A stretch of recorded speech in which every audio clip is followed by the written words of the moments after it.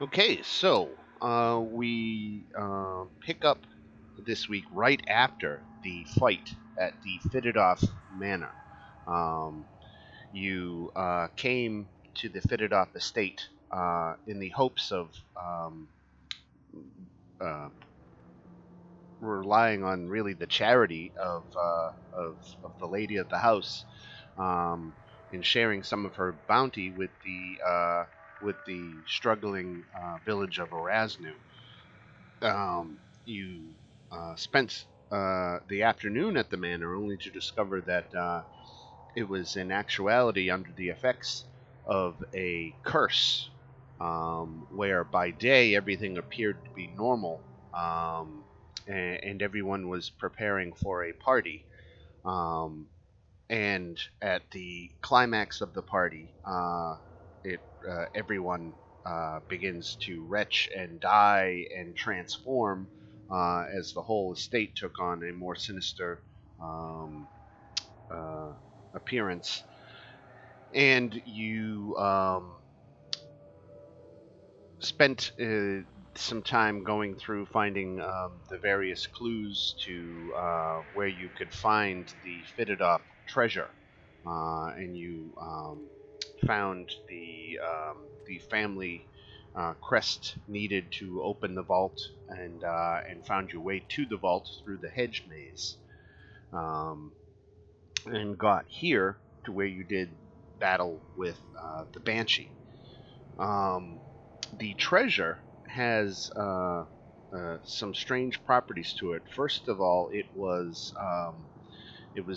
kind of semi. It was transparent and not really tangibly there, until you sunk the crest into the slot on the altar, causing it to properly materialize. The treasure also had a strange property to it, in which it kind of enraptured and charmed you, making you suspicious of your friends. And that is literally where we left off with this glittering pile of enchanted, some might say cursed treasure. Your mission was to, of course, find some kind of resources to help Erasnu both through the coming winter and to pay the tax that is due to Lord Strahd.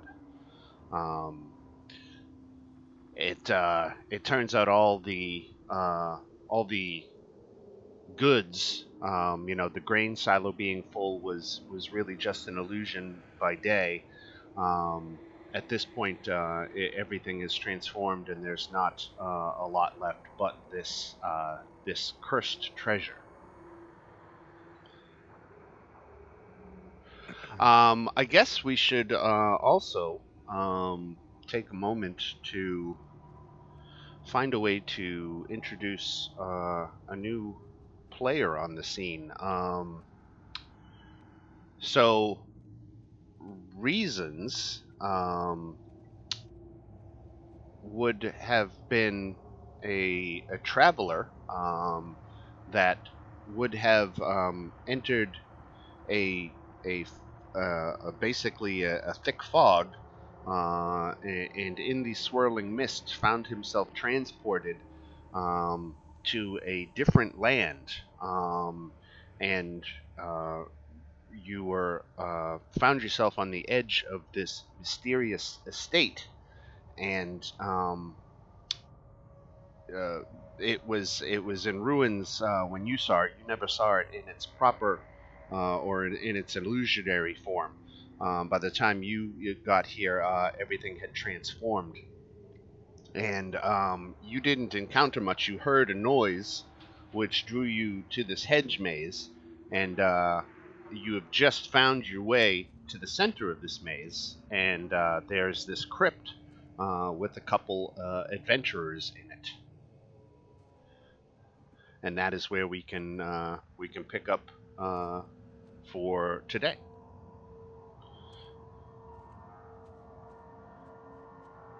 Is is all this is all this sorry, is all this treasure cursed? Because I already put on the leather armor. No, it is specifically the coins. Okay.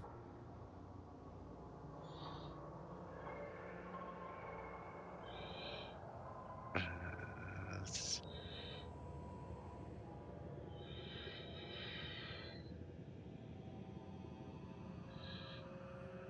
hello, guys. What do you think?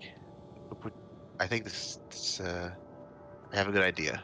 I think if we box this cursed treasure up, they can use it to pay Strahd's Strahd. taxes, Yes. and maybe someone at the castle will get maybe they'll attack each other over the treasure when they look at it because of the Win-win. curse. We just have Yep. to I figure out think. a way.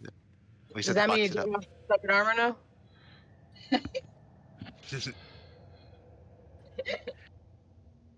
So there are thousands of these coins, and transporting them is, of course, easier said than done.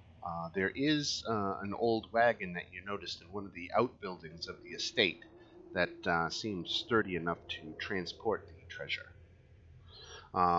You also did. I apologize for having to ask, but was it this group that found the bag of holding? No, but No. Okay. now we know there's a bag of holding somewhere. There's a bag Somewhere of in the holding, not game is a here. bag of holding, but you didn't find it. So. Damn it. Gretel, you wanna carry all this?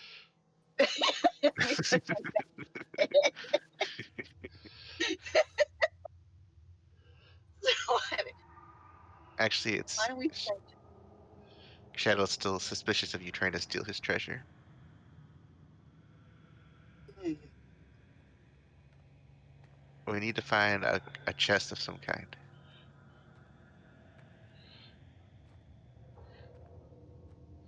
Uh,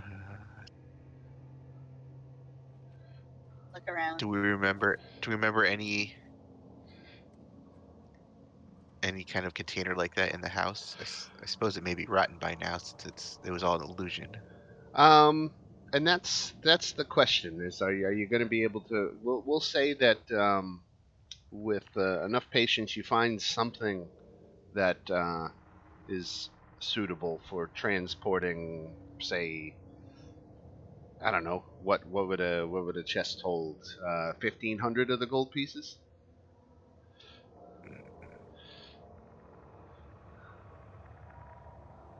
All right, get a bunch of bags. No gold piece left behind.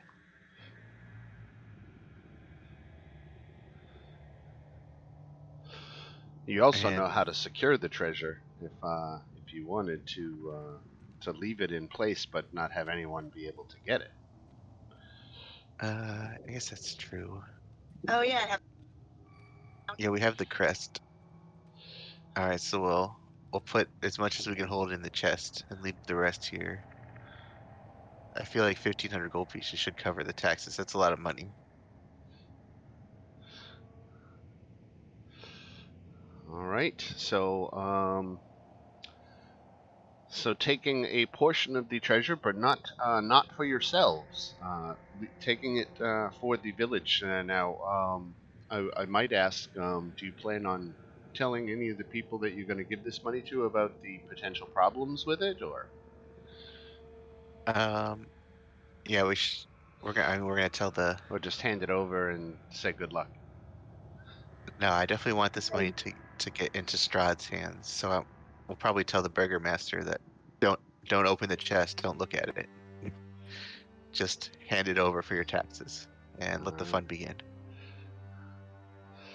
okay, so we are over here in the uh, wilderness south of the village of Erasnu. It is past dark. The sun is down. You are at the Fitidov Manor. You've got a big chest of gold that you want to take back. Did you want to spend the night here at the manor or travel in the darkness to get back to the village? We also need we need to take a long rest, don't we? Or a short rest. We didn't take one last time, right? Yeah, we did not take a short rest last time. No. I think we need some healing. Why don't we also will take a moment here to address. So while you guys are loading up this wagon with treasure, this tabaxi kind of wanders through the blowing snow uh, up to um, the crypt in the center of the hedge maze. And reasons, if you want to take a moment to introduce yourself or ask what the hell is going on, the stage is yours. Like I'm uncomfortable in new social situations, so obviously I juggle to kind of deal with kind of my social anxiety. And I'm just interested in collecting stories that are told by the dead. And I'm kind of fascinated by this. I've got in my bag, I've got kind of like a journal where I kind of write down what the dead tell me. So I just kind of ask you guys, hey, I'm just kind of a traveling journalist. Do you mind? You seem like an interesting crew. Do you mind if I kind of tag along and, write the stories of the dead as they come about? You say you talk to the dead? That's weird. Is it weird in Barovia? Not I think he wants especially. I think he wants our treasure, guys. What do you think? No one's gonna touch it. How did you get? Where are you from? How did you get here? I mean, I was just kind of walking around and it got kind of foggy. I have a tendency to kind of not know where I'm at. My mom always kind of told me that I, never really paid attention to my surroundings very much. And I don't know, I just kind of must have wandered into this town. Not really sure how. That's pretty common. Yes, another one to the fog. That's, I'm sorry to tell you, you're stuck here forever now with the rest of us.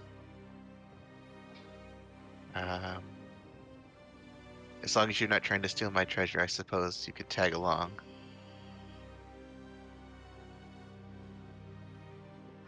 And who is he talking to, Kyle? You are a Kenku, right? Yeah, and don't try and eat me. I don't. Right. I don't trust cat people. We just got home. Can you guys hear us? Yes. Very cool. Okay, thanks.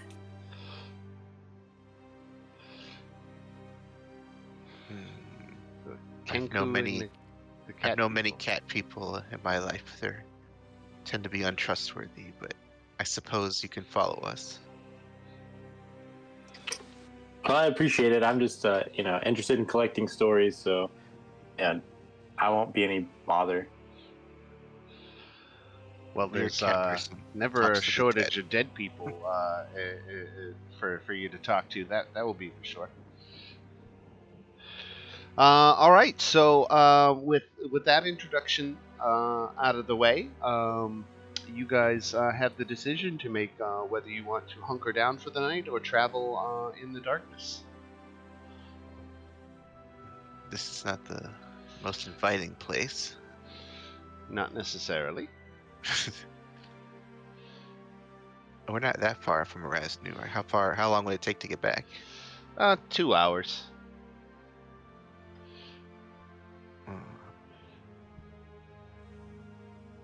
I guess some of us are hurt. I guess we'll try and hunker down for the night. All right. Yeah, I think we need some healing.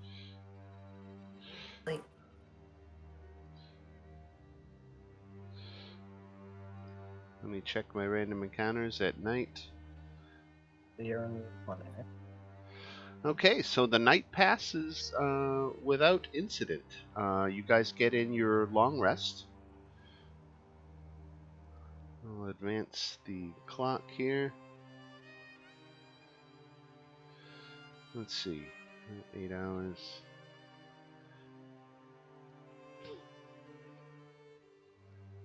Right.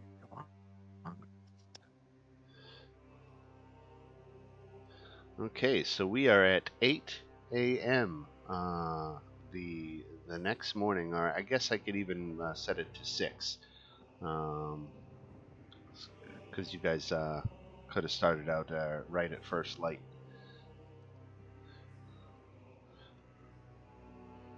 There we go. Okay, so 6 a.m. First sun up here on day 14. You guys have the benefit of the long rest, and here at first light, you set out back through the woods until you connect with the road, and you start following the road north. The trip is uneventful. And 2 hours of time pass, so now it is 8 in the morning, and you are arriving back at the village of Urasnu.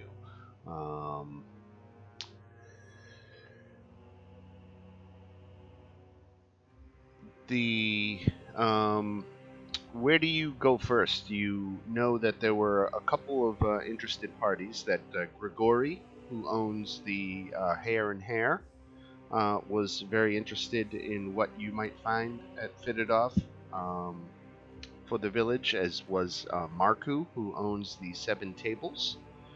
And of course, the Burgomaster, though he did seem like he was a little uneasy with anything doing with Lady Marilena. For reasons that 'cause he was having an affair with her. Right. Right. So as you get back on the outskirts of town, there's no posted guard or anything here to intercept you, so you are free to visit whoever you want to first. They won't have first crack at you. You have first crack at them. I think let's get rid of this cursed money first. Let's go with the Burgomaster.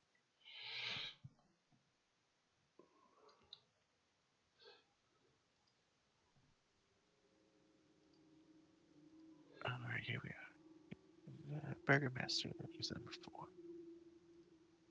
Right.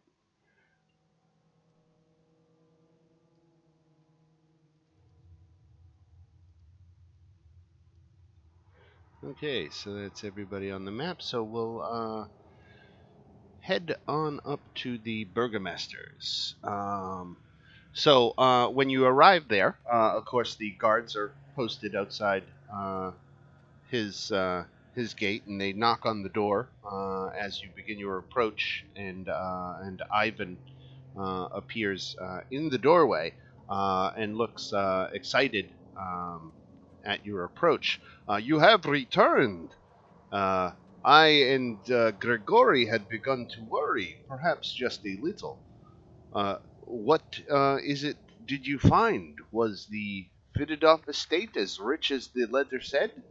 More importantly, will Lady Fididov consent to share her bounty with the poor, suffering people of our village? Oh, she consented all right. So we found some interesting information. I'm sure you already know that I guess you guys were a bit of an item. But long story short, did you know that this manor was cursed and dilapidated and was all just a show? The last time I saw Marilena, she was alive and well. It was I who ended our relationship.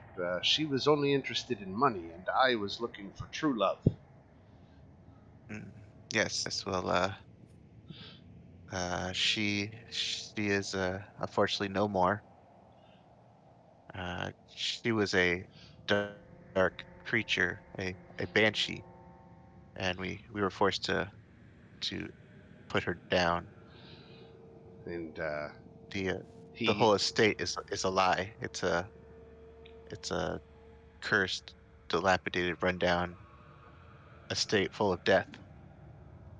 Well, he will definitely issue warnings for anyone to avoid it at all costs. And he seems genuinely surprised at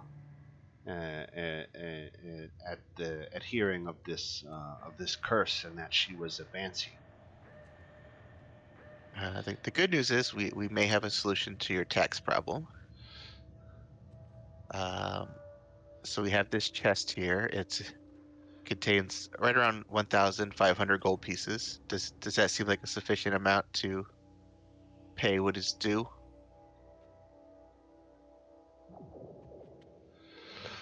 The burgomaster sighs, not to disparage your efforts in any way, but a pile of coin is not exactly the assistance I was hoping for. To be quite frank, a man cannot eat gold or use it to plug the holes in his walls or burn in a fireplace to stave off the winter chill. We would rather have had grain or cattle or even warm clothes.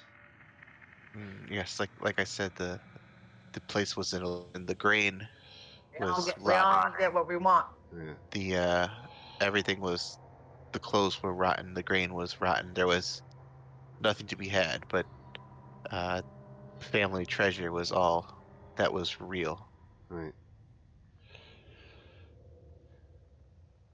There was a moment when you um, finally bested the Banshee that was Marilena, where she had called out to an enigmatic mistress, and it wasn't clear maybe who she was talking to, but she did call upon this mistress at the moment of her defeat. Do you want to mention any of that to Ivan? What name did I can't remember. What did she say? Let me come back and look it up. So, I'll read you the exact text from the conclusion of the battle. The Banshee's form begins to dissipate. For the first time since you met her, Marilena Fididov's face shows true fear. She calls out to the heavens, "Mistress, hear me! You promised me that I would have my vengeance. Where are you now? Where are you?" And with a final scream, she disappeared as thousands of coins crashed to the floor. So she didn't really name a name. She just said mistress. Yes, Mr. Burgermaster. Yeah. We heard this banshee creature. She said something as she was with her final breath, something about a mistress that promised her. What did he promise her? Vengeance. Vengeance. Yes. Yes. I maybe you have more insight of what she was talking about since you were quite close to her at one point. The notion that Marilena was looking for vengeance sends a chill down Ivan's spine. He takes a moment and and and and thinks on it and says, "There is an old temple, long abandoned, where I believed we might be able to learn more, and perhaps even find some magic of our own to protect the village. Soon I will make a journey myself to this place, and I may have need to call on you then." And let me actually... That's... Right. That is... let me retcon that a little bit. He's proposing a trip to this place called the Amber Temple. He says that it's a place that he's been that might be able to shed light on this mystery of who this mistress was, but also might have more riches and resources that the village would need. And he's looking for a good party of adventurers to go on his expedition to this temple. The temple is on the other side of the valley. It'll take pretty much a full day's journey to get down off of the mountain that you're in and into the heart of the valley and back up the other side into the higher mountain, snowy mountain regions where the temple sits. Let me drop you to the overland map here just to show you, because he would illustrate on the map here. So I'm out at a zoom of about 50%, which really affords me big visibility on the map here. We are currently in Erasnu up here, and the Burgomaster is proposing a trip to the Amber Temple here. You can see the red road that winds down through the slopes of Mount Gakis into the heart of the valley and across it back up to be where you are. So that's if I were to really roughly do the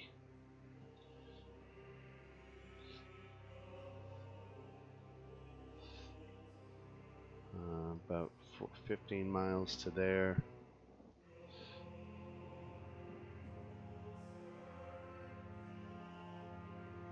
And another, so it's about 30 miles away. Yeah, that's a couple day journey. Yeah, you can do it in a day, but you might leave in darkness and arrive in darkness. Yes, there was a dark elf that also wanted to go to this Amber Temple. What do you know of this place? Why does everyone seek it? It is a temple of secrets, and it contains much ancient lore and other treasures. Though it is not a place for a common man to go. Only those of exceptional ability, such as yourself, would deign chance at survival.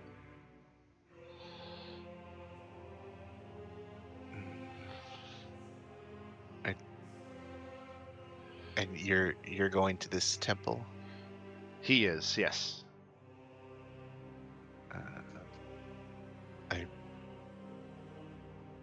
You wish us to come with you?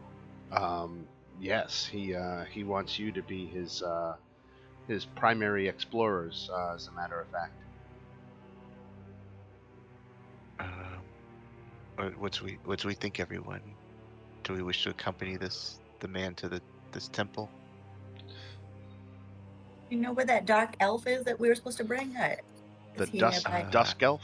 Dusk elf? Yeah, he was on the Vestani camp over here. Was it this one? That is correct. Right. Yeah, And it's on the way. that is the elf Casimir, and his business at the Amber Temple is he's looking for the means to resurrect his centuries dead sister, who was killed by his own village that she had started to become a concubine of Strahd. And rather than let her soul fall into darkness, her fellow villagers stoned her to death, and it has haunted Casimir ever since. And he thinks that his sister can be redeemed, and he wants to undo the injustice of her death. I feel for that. But yeah, what do you guys think? I think we could probably scoop him up and go kill 2 birds. But what do you guys think? Except for this bird. It's a different bird. For a friend bird.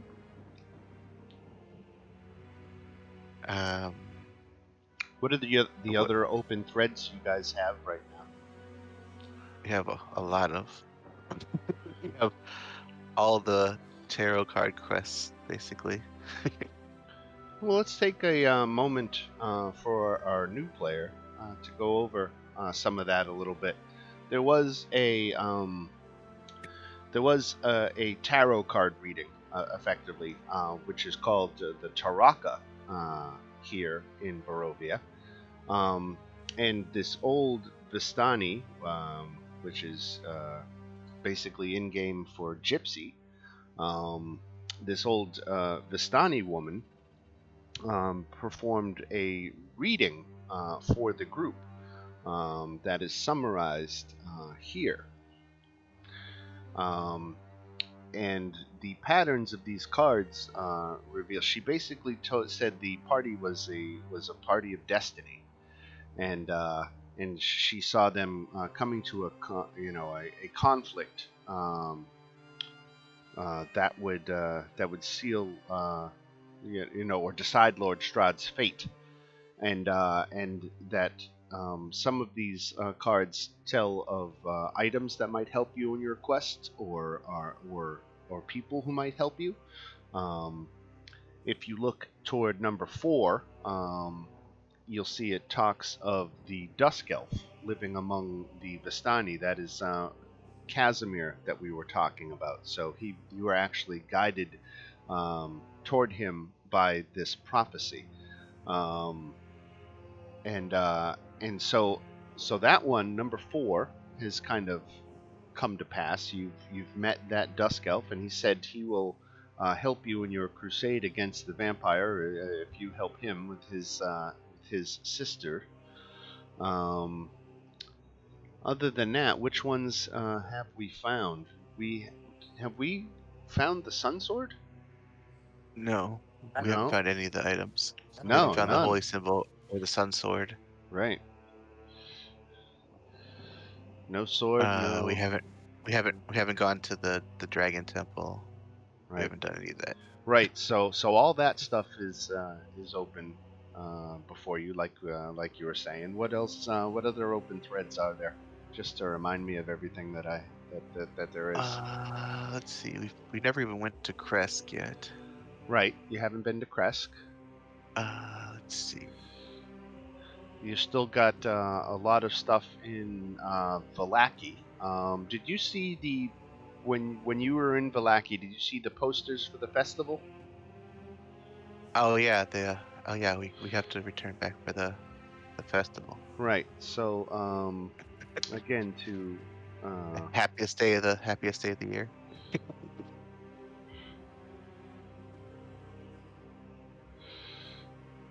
So yeah, this is the proclamation for the upcoming festival. There's basically one major settlement here in the valley, and that is the town of Vallaki with several thousand residents. There are only 3 other small villages aside from this town of Vallaki. So Vallaki really is the cosmopolitan center of Barovia. It is where most of the people are. So there's still a good amount to do there. I don't think you haven't been to the windmill yet, right? Or Oh yeah, we kicked the crap out of those hags. remind They me ran away. Remind me They went- how that all went. How did you come to be there? How did we? Well, we just went there because it was along the way. Yeah. We fought the hags. They went ethereal. How did you And come kind to do battle with them now? What tipped you off that they were that was it any? We suspected that we found like the small cages, and we thought they had children or something. I'm confusing the two games. Right, right, I know right. I know we fought them, Right. and I know they got away, kind of. I'll have to go back into our videos and refresh my memory. Yeah, that was a while ago. Yeah. Right, right. Okay. Yeah, I think it was like,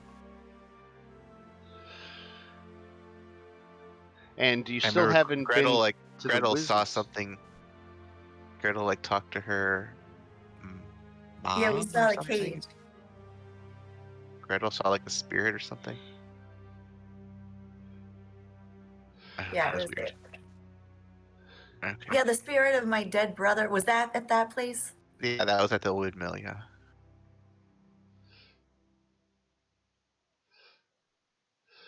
All right. So with a road or a myriad of different opportunities in front of you, now the burgomaster, he will delay if you want to do other stuff. He will wait for you to be ready to come back and escort him to the Amber Temple. So it's not like there's a time limit on it. Oh yeah, we also never investigated the wizard guy that was across the lake. Right, the Mad Mage. Yeah. Yeah. I'm not sure if we're quite ready to go to the Amber Temple, but we do plan on heading there eventually. So the burgomaster can tell you, a little bit about his, the Amber Temple. He says it is a dangerous place, but he has knowledge of the path that that you can take through the level that is safe. And that he assures you, if you stay on this path, you can avoid some of the temple's guardians. Well, that'll be useful. We'll definitely come get you before we go there. Right. But we have a few things to take care of first. Also, we never really found out about the that traveler or whatever that guy was. What's that? Do we still have more quests in Erasmus? I'm pretty sure. Right. The next for Erasnu involves this escort mission to the Amber Temple. Okay. Yep. Okay, so yeah, we'll put that on hold for a bit. Well, as far as this gold, will this at least help with the taxes? It certainly doesn't hurt. Okay. I would very strongly advise against opening this chest. Why don't you make a persuasion check? Maybe with our bard advantage if everybody else is. Or do it. Yeah, we're urging also with advantage. Not that persuasive. Oh, curses, right? Yeah. Oh, I definitely won't take any of it. I promise. Okay, just letting you know, this money is magically cursed, and you may turn on your friends if you see this, if you look at this money. Just letting you know. Like that would be different than any other day. I'm just saying, if you start killing your family, it's not my problem. I warned you. He appreciates the warning and assures that he will be careful with it. Okay. You're gonna come back and the whole town's gonna be dead. Yep. There's gonna be a pile of coins in the middle of town. Intimidate. Gretel can do a little intimidation. Sure, go for it. Don't you dare open that box.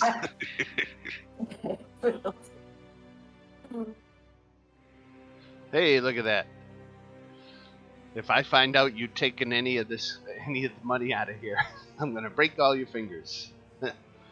And this money is meant for Strahd and his companion, not for you. Right. I remember this exactly 1,500 gold pieces. Don't make me count them. So the burgomaster assures you that the treasure won't be tampered with.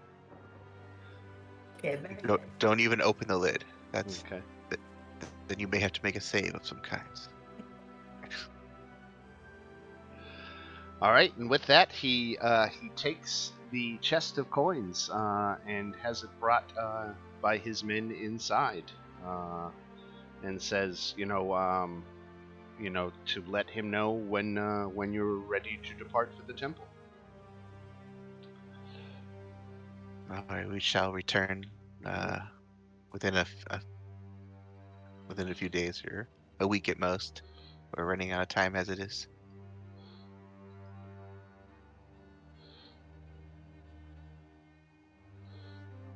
So it's like morning, right? It is. It is early in the morning. We'll say like 8 o'clock. All right, let's get our. We have a wagon, right? We brought the wagon here? Yes.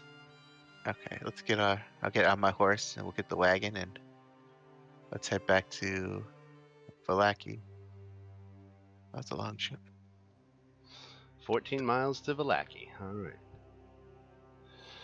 All right. So we will start our trek here. We check for random encounters basically every 6 hexes. Every 6 hexes is a half an hour on the clock.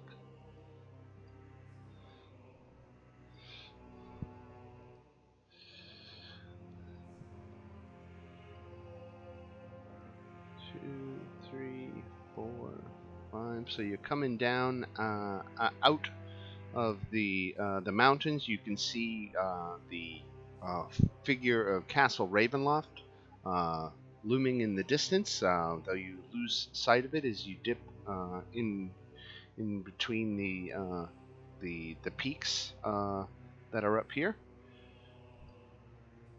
Ooh, does that? We are on the road during the day. 17 doesn't do it. It's an 18 or better, so no random encounter. And 1 hour has ticked by on the clock. So it is 9 a.m. 4, 6.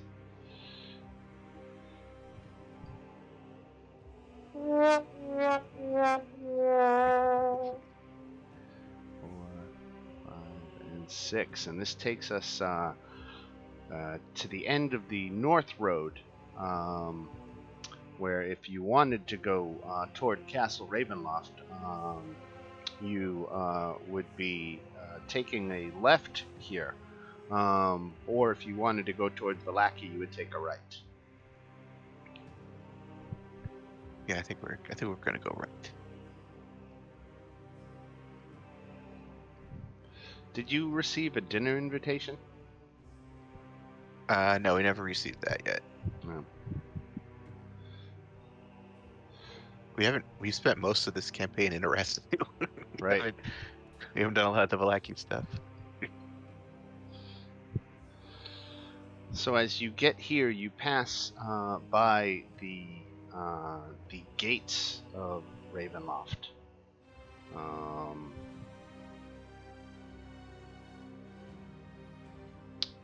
And there are these massive gates built into the mountainside, which you pass through, and oops. And as you come further down the slopes here, you start to get into this area where the wildlife has gotten a lot more quiet, and you can see these stick effigies hanging in the trees. You are in the region of the hags here at the old windmill. Their presence doesn't seem to have been eliminated from this place, despite your successful combat over them.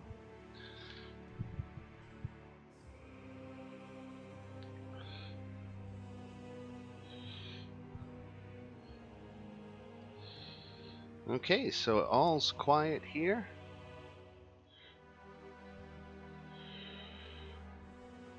It's heading on 11 in the morning as we come around to this final bend on the home stretch to the town of Vallaki. Still, everything is all quiet, and we'll do one more check. Excellent. Well, it is high noon, and you have arrived back in the safe haven of the walled town of Vallaki. Let's see, where is everybody on this map? Is anybody on this map? Okay, there's the party token. So we'll put you here at the west gate of Vallaki, and you're approaching the town, and the gates are open. The guards recognize you as having visited before, so they let you straight in, and you are able to, if you look in the handouts under players' handouts and locations, the town of Vallaki should have a number of handouts there for you, that if you wanted to review the various shops and businesses, there's quite a few of them. This is the view as you are approaching Vallaki from that last turn. And so, being noontime, this is where you have arrived. Irina is still here at the church? Oh, that's good. She's Or is she okay. at the winery? No.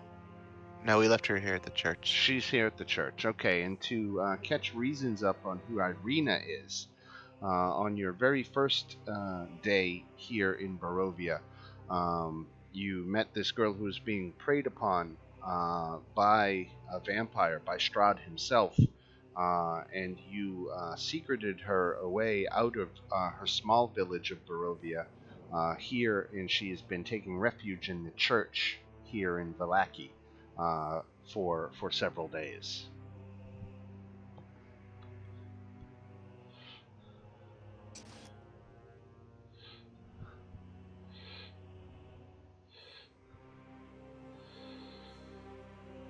So, getting back to Vallaki, was there anything in particular you were looking to do here? Anyone you were looking to talk to?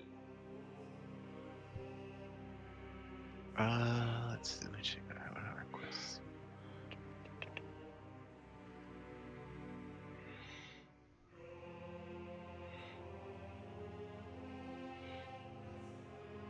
I don't know if we really needed to talk to anyone here. Just when is that? Yeah, the festival. The festival is actually set for. Let's see. Why not today? Yeah. Aren't we lucky ducks? Right. I guess attendance is required. Right. But we don't have children. If you did, they'd be required. They don't get out of it just for being kids. Yeah, we have a child. She's just not here today. Right. Elena's a child.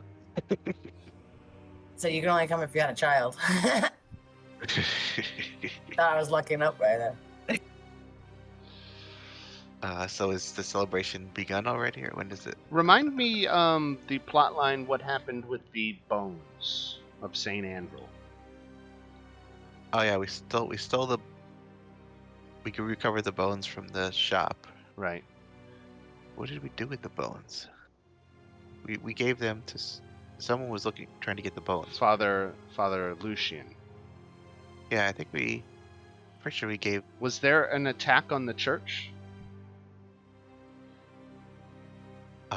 No, I don't believe so. No, there was no attack on the church.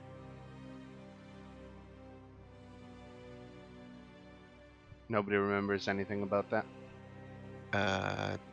Not in this version. Not Right. in this game. Right.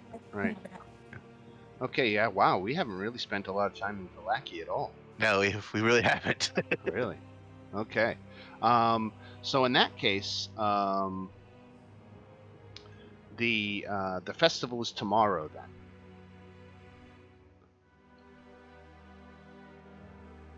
Guess we don't want to miss it. Right. Well, I guess we're just gonna check on Irina. So Irina is doing well.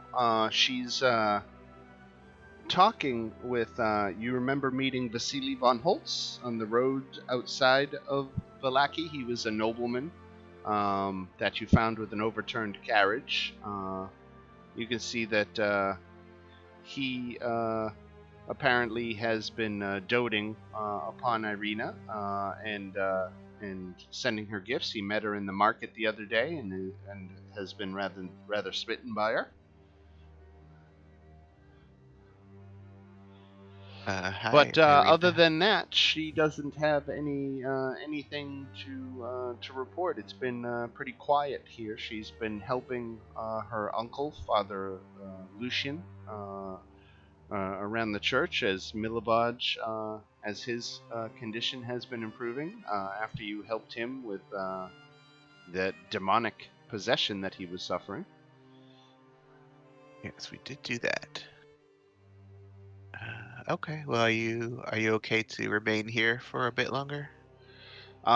She is. Yep. Okay. What do you know anything of a wizard's tower, perhaps? She On says she's never been to the regions west of Valaki, so she doesn't know. She's heard tell of an old wizard's tower that lies on the road to Kresk, but she's never been there. I believe we may be heading in that direction, but we will return to check on you with hopefully for the festival tomorrow. Very good. Are you ready? Are you ready for the festival, the best day of the week? Chad, are you gonna show us your dance moves again? Oh, damn right. She says she's heard tell that the burgomaster is a terrible man. Oh yeah, he is a piece of crap. That's true. That there's a poor woman who comes to the church who's been praying for her son's release, and apparently her son committed the crime of telling a joke at the burgomaster's expense, and he's been my God. locked up in the burgomaster's mansion for days since, undergoing God knows what kind of treatment. That's almost as bad as malicious unhappiness. Right? Will they ever learn? Okay. Who is this woman you speak of? She points out an older woman, Wilhelmina. Here, I think I still have the St. Andrew's Church map. Let me drop you on.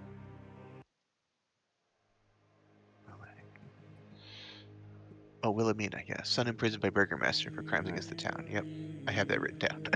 Right. Yes, we know of this. We just haven't dealt with it yet. I'm gonna drop reason on our map here. There you go. It's a busy day at the church. It looks like. Right. So this lady up here is Wilhelmina, right?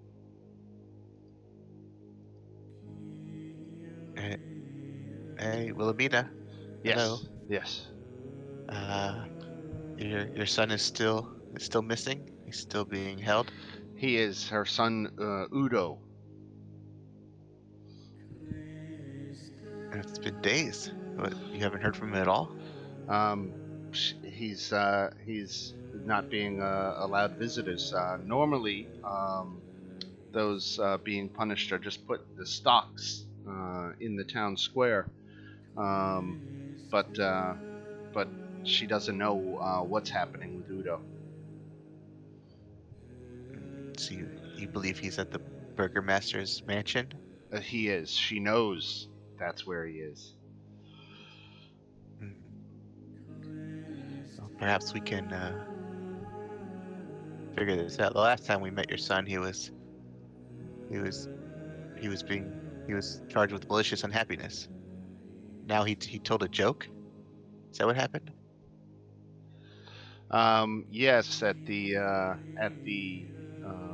last festival. The Wolf's Head Jamboree. Right, Oh my goodness, he's a troublemaker. That son of yours. right. I think we're probably largely talking about the same crime too. Yeah, I have written down Udo. Right. Wolf's Head Jamboree. Right, Malicious That it was a unhappiness. singular, a singular crime just described to you. Okay. Oh, there's the basement. Are we?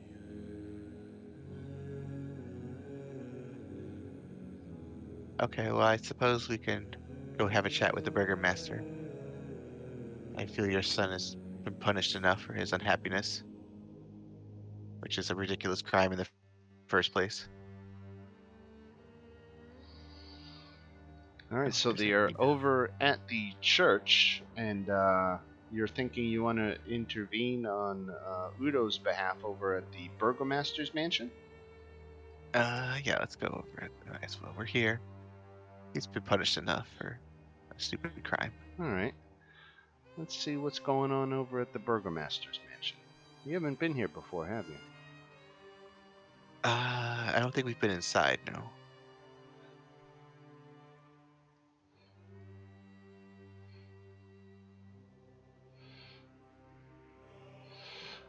All right, let me drop some tokens. Gretel, Reasons, Shadow, and Uhtred. Everybody see down here? Yep. All right. Yep. Let's go talk to this guy. I'm gonna go up to the door, give it a little knock. All right.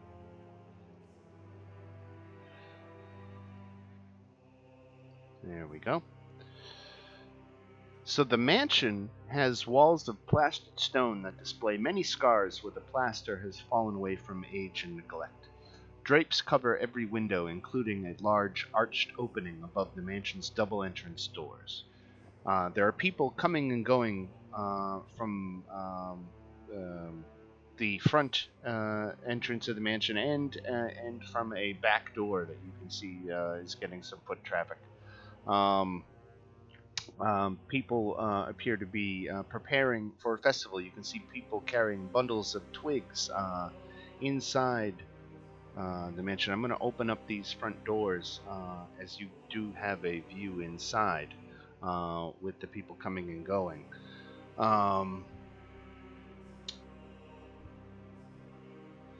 So in this entrance hall, you can see framed portraits adorning the walls and a wide grand staircase with a sculpted railing. There's a long carpeted hall that stretches the length of the mansion and has several doors leading away from it, including one at the far end, and there are bundles of twigs heaped against the walls. There is a servant woman here near the door who, upon seeing you kind of come in and loiter about the entrance, she asks if she can be of assistance. Yes, we would like to speak with the burgomaster, please. Okay. Very well. And she leads you down the hall to this door. I'm going to open up both the doors. So again, I'm going to open up the door on the south too, because with people coming and going, you're able to kind of get a glimpse in and see that the lady of the house is hosting some kind of tea party in the room to the south. But the servant is ushering you into this room, which is a den with padded chairs and couches. The room reeks of pipe smoke, and mounted on the east wall is the head of an angry-looking brown bear. The servant woman asks you to wait here while she goes upstairs and fetches the burgomaster. And with that, she leaves you to your own devices for a few moments. I'm sitting on the couch with my feet up on the coffee table. Yeah, anyone have a pipe? I feel like smoking. I do right now. It's just about to pack it. I'll bust out the one of my bottles, many bottles of alcohol I'm carrying. Anyone want some? You? Reasons? You like wine? It doesn't sit in my gut well.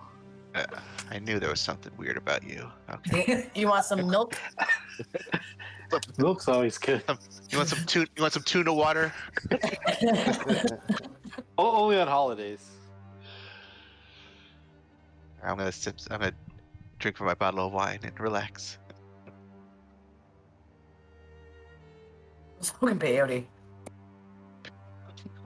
Peyote. There's no peyote in Barovia. Who said it came from Barovia? Import. Get it from California. California? Where is this magical place? I'm gonna peek her. I'm gonna step outside. So yeah, you just see more people coming and going, but you are unattended right now. I just kind of want to like Party. just kind of eavesdrop. I want to eavesdrop in this party. Like, what are they talking about? Anything in Alright. particular? Here, let me see. So a chandelier of wrought iron fixed with wax candles hangs above a polished wooden dining table. Around the table are seated 8 women of various ages in comfortable high-backed chairs. They wear faded clothes, drink tea, and devour cake, while a 9th woman, well-dressed and very pleased with herself, circles the table and talks excitedly about decorations for the impending festival. Oh, she's fancy. Just said I that. literally just said that. They're talking about the festival.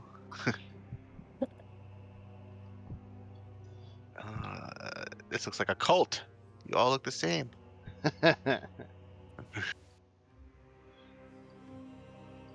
You all suspiciously look like the maid.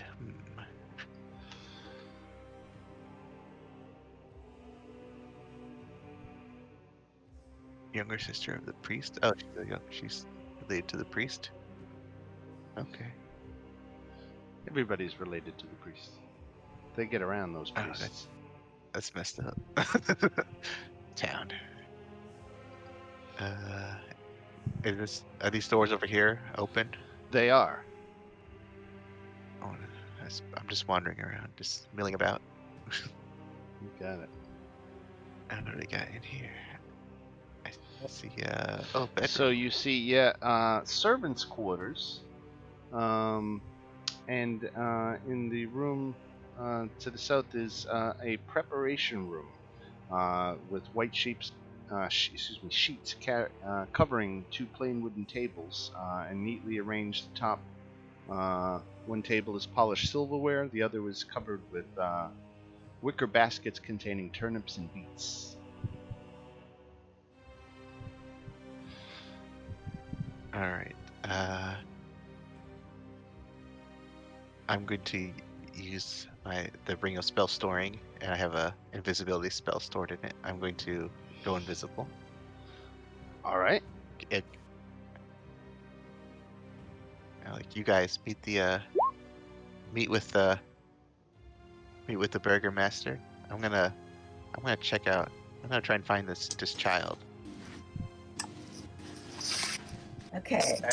And I push past Gretel. I slap her in the face as I walk by.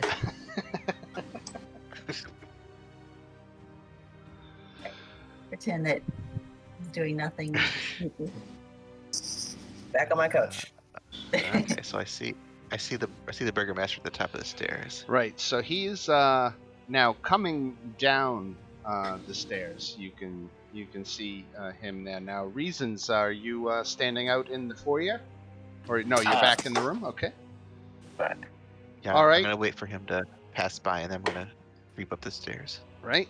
And he does. And he comes by and enters the small den here. Let me shuffle you upstairs. That's a burgomaster. Yeah, you guys So- distract him. Find out.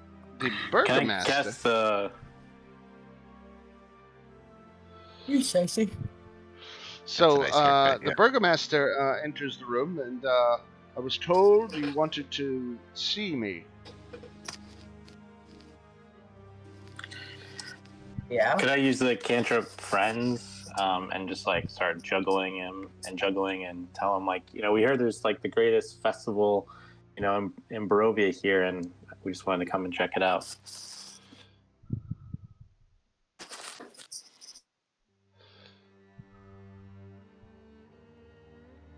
Are these stairs go up more, or is this going back down?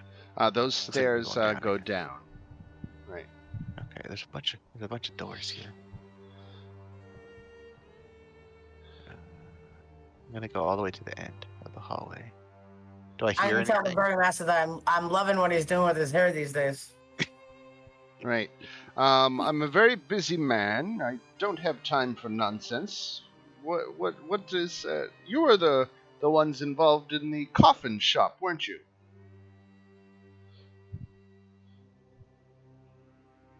By saving the town, you mean? Yes, we were involved in that.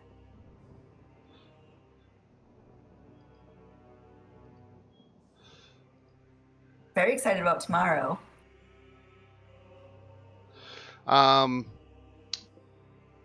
It says, yes, it is. It will be an affair to remember for sure. Now, if you don't have any business for me, I am afraid I have to get back to my work. Could I like block the door and be like, hey, I'm really good with like tarot cards as like a bard of college spirits. Do you have any like family members, like your grandma or anyone that you'd want to talk to? It's free. Why don't you make a charisma check? Yes, please let the bard do the charisma checks.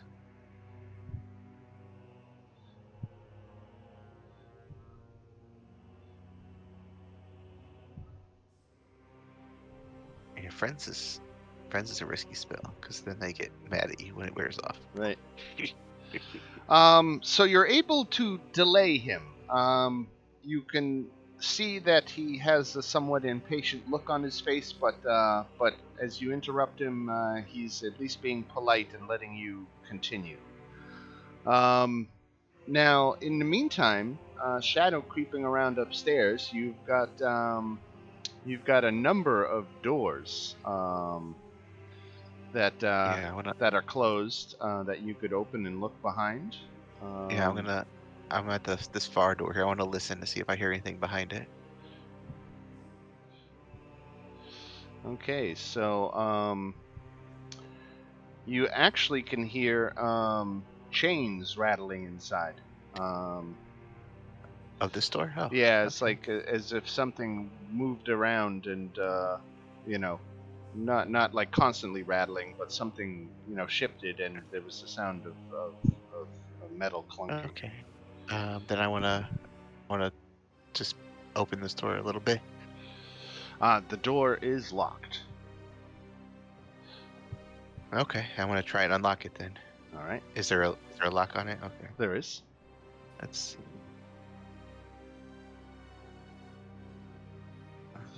Thieves' tools.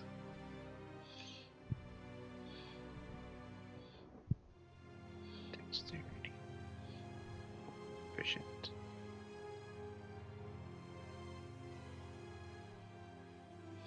Ooh, look at that. I think it's a card. All right.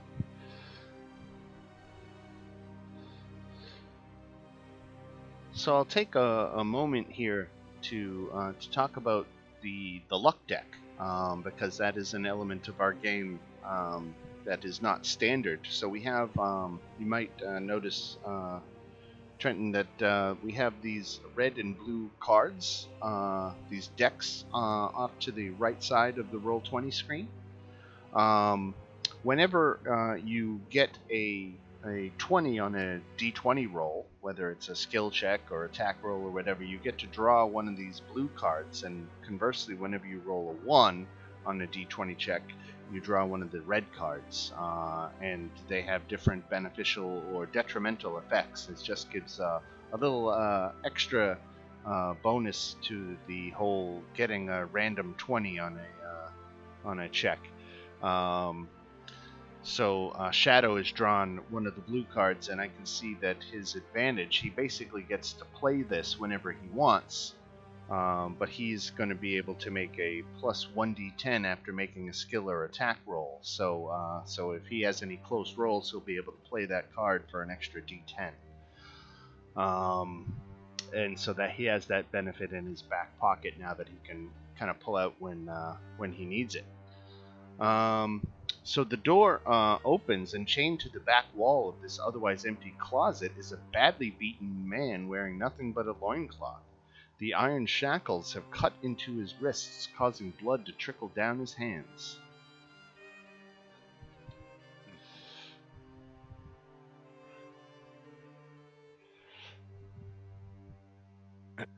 Hello there. Who are you? I'm invisible, so he can't. Oh, right. He just sees the door open, so he's, Yeah. he's looking. I whisper, hello, are you, Ludo? Yes. Who is there? Your, Wilhelmina, was wanted to know how you were doing, and it looks like you're not doing well. Mother? I believe she's your mother, yes? Yes. The burgomaster has beaten me savagely. He's very angry with me. Yeah, I heard you made a joke at his expense. I did, and he's been making me pay for it. That's a rookie move there, Ludo. Is he like chained up? He is. Okay. Now he is not. there He's not chained to the room. He is chained as in he's wearing manacles. So he can still walk. Yeah, he can get up and walk out. Actually, I know. Okay. I want to try and get the manacles. Is there a lock I can try and pick to get the manacles off? Yes. All right, let's try it again.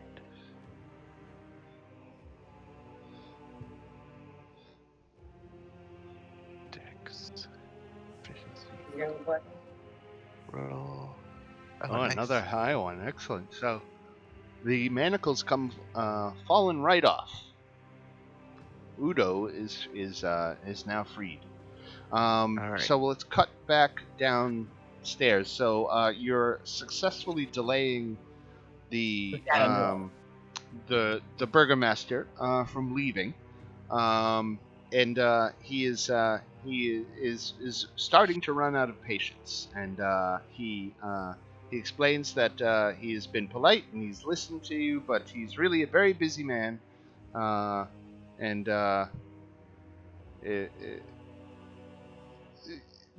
again, and I apologize for not being better prepared. I didn't, of course, know exactly where we were going to end up this week, so I couldn't review everything that we had done. But remind me how the vampire fight at Henrik's went. Did you guys even fight them, or did you just recover the bones and kind of sneak out? That's a good question. I know we were hesitant of them. I can't remember, and I don't know exactly where to go. Yeah, In all of our history, it would take me a minute to find it. Like I said, if I had known we were going to end up in Valakia, I would have prepared a little bit more specifically for it. But but it's been so long. I wanna say I think we did go back and fight them, but I'm not 100% sure. I'm trying to maybe I actually don't remember. All right, April 10th. So this is why Okay, we can't so remember. we're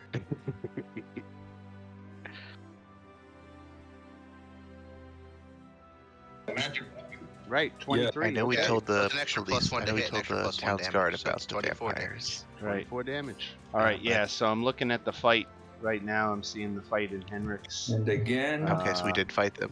Okay. Right, and there's Another town hit guards there for that are 18 helping you. damage. Oh, I Yeah. remember. Yeah, a bunch of. Oh, and bunch of- I was Soldar at- and Yevgeny came too. and again. Okay, I remember that. Yeah. Okay, I all remember right. now.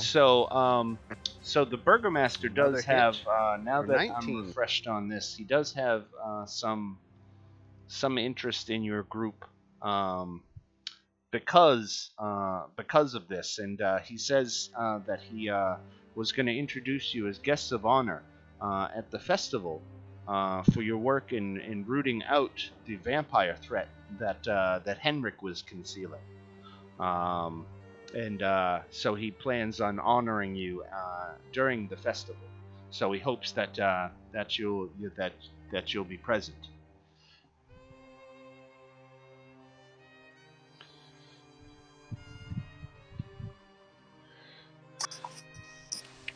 Wouldn't miss it All for you the guys. world. Yeah, we're very excited. Right. We want to see about all your obsession with children.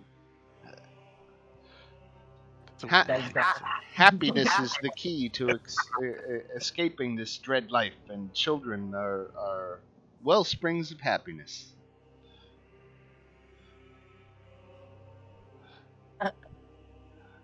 Keep both eyes on. All right. So while this conversation is wrapping up downstairs, Shadow and Udo upstairs are going to presumably maybe try to sneak out. Yeah, it shouldn't be too hard, but I'm gonna ask. Do you know what else is up here? Is there He's anything up he's here? been limited to being in this closet since his arrival, Okay. so he doesn't know anything. do we Haven't we all? do we know where this do we know where the stairs go? You can hear sounds coming from the bottom of the stairs that sound like it's a kitchen down at the bottom. Okay, I'm gonna say, Ludo, I want you to. You're not gonna be able to see me, but I want you to. We're gonna sneak out. We're gonna go down the main stairs and out the front door, and you're gonna go back to the church. It's gonna be a little weird, but just try not to bump into anyone. And Udo is worried that escaping is only going to make things worse. you want to stay here? Should I lock you back up? He's thankful, but and while his instinct is to get the hell out of with you, he is also realizing he has nowhere else to go. That there's no place for him to, there's no other town really for him to go to. So he'd be a fugitive inside his own town. So he doesn't. So we can get you out of the town. Maybe it's no. Start someplace new. So you could pick up in Barovia or Kresk. I've heard Kresk is nice. Or Erasnu is very far away from everything. No one goes to Erasnu. He says the burgomaster is a cruel man, but he's not a murderer. He should get bored with me soon, and perhaps it's better if I just serve my sentence. I guess if that's what you want to do. That sounds stupid, but okay. You want me to lock you back up? Want me to- Yes. Yes. Yes, he does. Oh my god. Okay, fine. I don't give a shit about you anyways. I'm gonna lock you back up. I'll put his manacles back on. All right. So weird. I'll close the door. Oh, I'm gonna keep exploring up here since I'm invisible. I'm gonna go to this next door and listen into it. Okay. So the sounds of silence. The door is open. It contains a canopied bed, a low bookshelf, and a full-length mirror in a wooden frame. Nothing unusual. Any loot? Any treasure? No. There are books, tomes about mythology, heraldry, and other innocuous subjects. Any books about the dead? No. Okay. I was gonna try and get a present for our new companion, but all right. I'm gonna go to this door on the right here. All right. Before that, the burgomaster is now wrapped up. So unless you guys want to try more delaying tactics, he is going to leave now.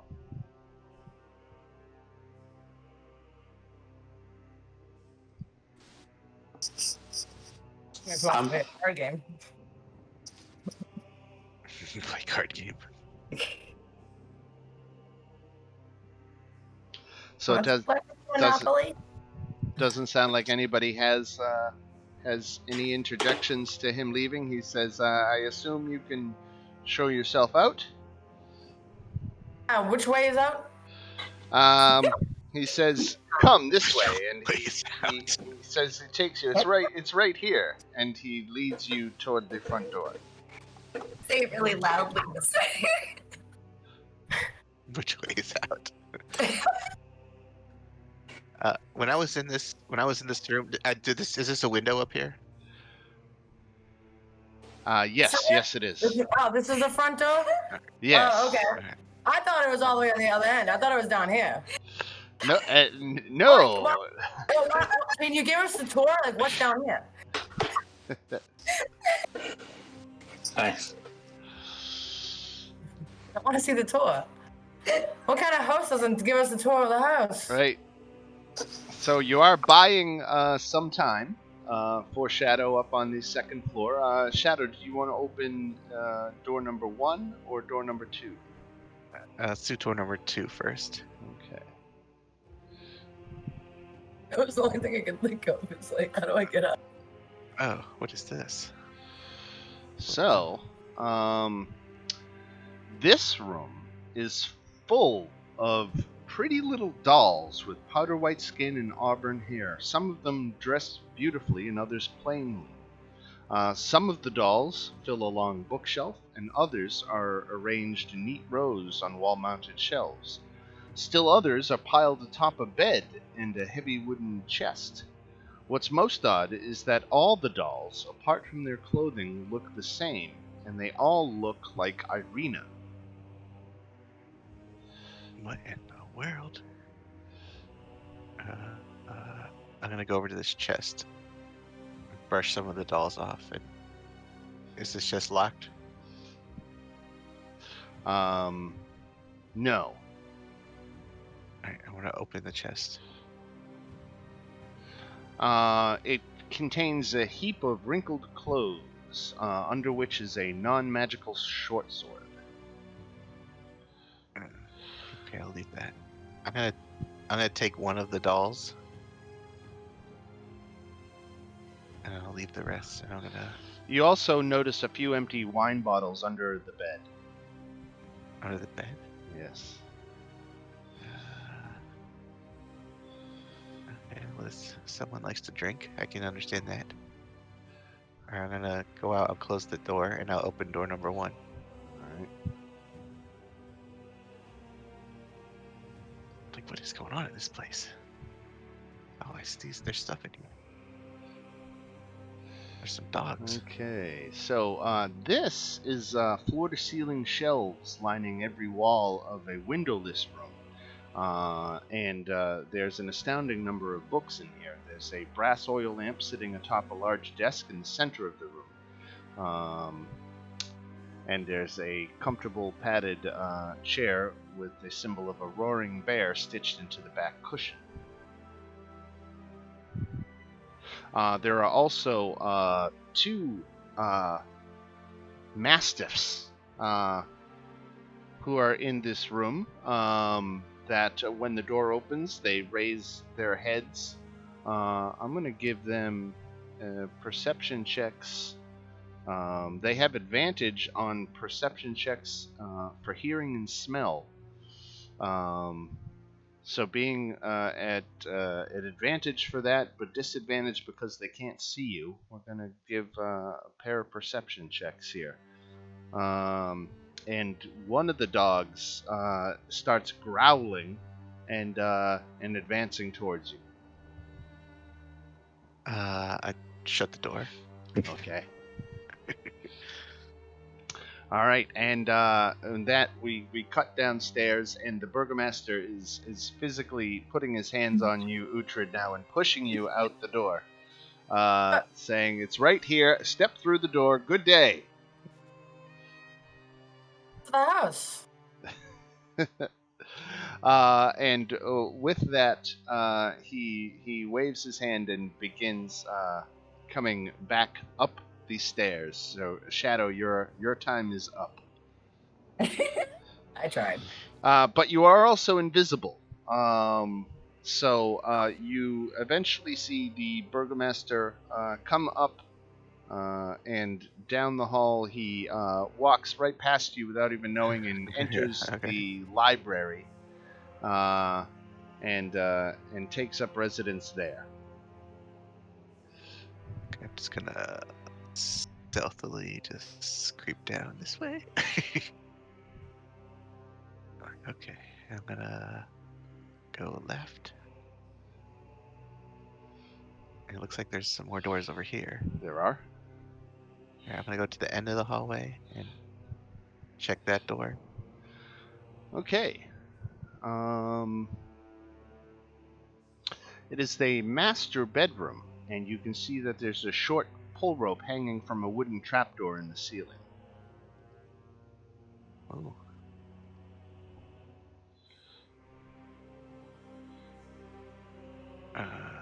So that T is the trapdoor. Right. Okay. Anything of interest?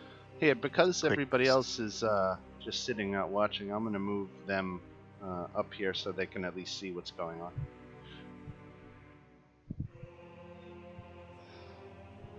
Anything of interest in like these? I'll check the cupboards real quick, just whatever these are. So, there's stuff you'd expect to find in a bedroom, but nothing of particular value kept here. All right. I'm gonna pull the cord. Wait. Okay, I see a window. First, I want to check this window. Does this window look like I can open it from here? The windows don't open. Okay. Crap. Okay. How big is the window? Is it big enough for me to fit out of if I had to? Yes.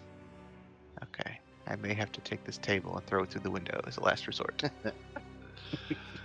Okay, I'm gonna pull the cord. All right, and it opens up a path into the attic. I'm gonna try and stealthily walk up the attic stairs without making those creaking noises that always happen. All right, I'm gonna put everybody in the attic now.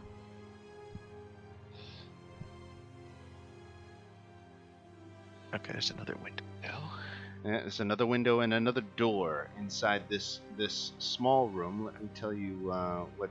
So it's a dusty 20-foot square room with a high-pitched ceiling. and it's empty except for an old table with a lantern on it. Do I have? Let's see. Okay. All right. I'm going to listen at this door and see if I hear anything. It is quiet behind that door. All right. I'm going to open the door. And it reveals an attic storage room. It's a large area full of old, forgotten things draped in white sheets, piled around barrels, crates, trunks, old furnishings with cobwebs and dust. But you see a clear footpath through the maze of material. Okay. Leads to a door. Do I see on any? the other Do I see any side. footprints? You do. Does it look like someone's been up here? It Okay. does. Oh, It okay. does. There's a door. Okay. Shadow's like, this is getting creepy. It's like, okay. Now listen at this door. So, someone has carved a large skull into this door, and hanging from one doorknob is a wooden sign that reads, "All is not well," and you can hear a young man's voice beyond. Oh man.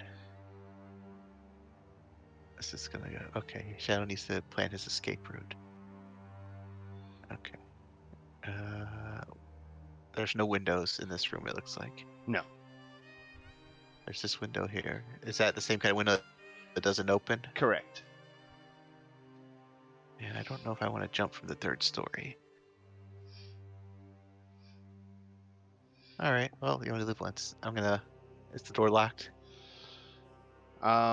It doesn't appear to be. It doesn't appear to have a lock on it. I wanna check for traps. Okay, make an investigation check. Okay, you notice a nearly invisible glyph etched into the skull's forehead. So there's some kind of magical trap here. Do I see any way to disable it?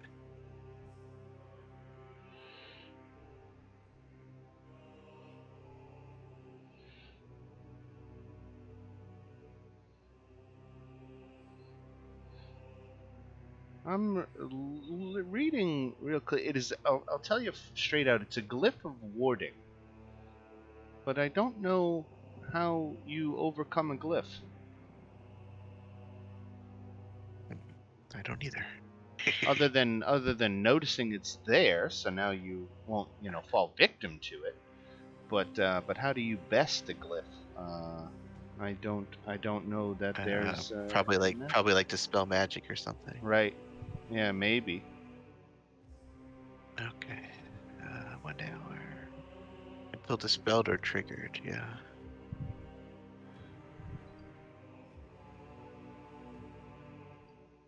Okay, well, I have no way of dealing with this, so. You said I hear something on the other side? Yes, you hear. Go ahead and make an Arcana check. Let's see. Okay, that's pretty good for me.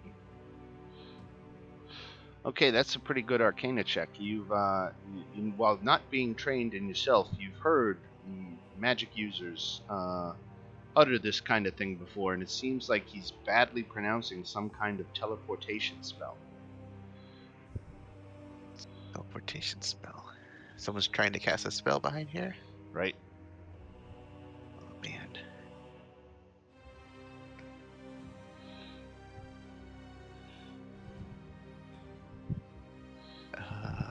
And that's why you never split the party. Right? Yeah, you always split the party. I can only cast invisible on one person. Okay. I think we may have to come back for this. I don't know what to do. Alright, I'm gonna do something really stupid. We'll see what happens. I'm gonna knock on the door. Okay.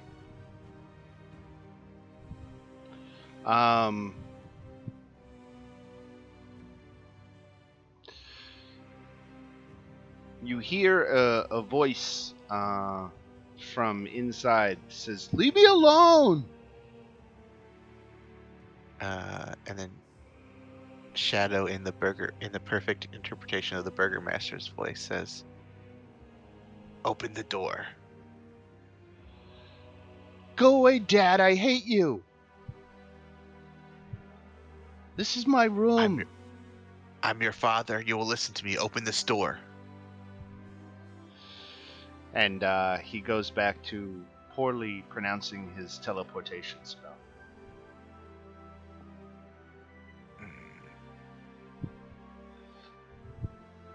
Don't make me come in there. You won't like it if I have to come in there. You open this door right now. Make an intimidation check. Oh, goodness. All right. I'm rolling pretty well today. So the door opens, and standing on the other side is a teenager of about 17 years, who is shocked not to see his father. As he opens the door, he sees nothing, and he just looks around for a moment, puzzled and not knowing what to make of the situation. Skeletal cats. Yes, so let me tell you what you can see inside now that he's opened the door. Someone has taken old, mismatched furniture and created a study in this dusty, lamplit chamber. Tables are strewn with pieces of parchment on which strange diagrams are drawn, and a freestanding bookshelf holds a collection of bones. A dusty rug covers the floor in front of a pine box on which lounges a skeletal cat. Several more skeletal cats skulk about. Most unnerving of all is the sight of 3 small children standing with their backs to you in the northeast corner of the room. Oh, there's children. Oh crap. Do they look hurt? Are they tied up or? No, they are standing motionless. Do they look alive? Are they breathing? Make a perception check. What is going on in this place? You can't Oh, tell. I had. Oh man.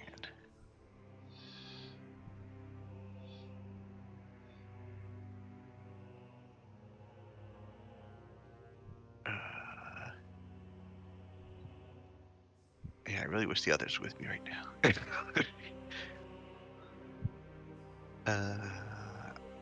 So is this glyph? Is it on the door? Is it on the floor? Like, can I Yeah. walk? Can I walk in? You would have to push past him. You couldn't do it without making contact with him. So he would Okay, be but I could. betrayed your presence. But- Yeah. But I could avoid the glyph if I. Yeah, if you push past him. Okay.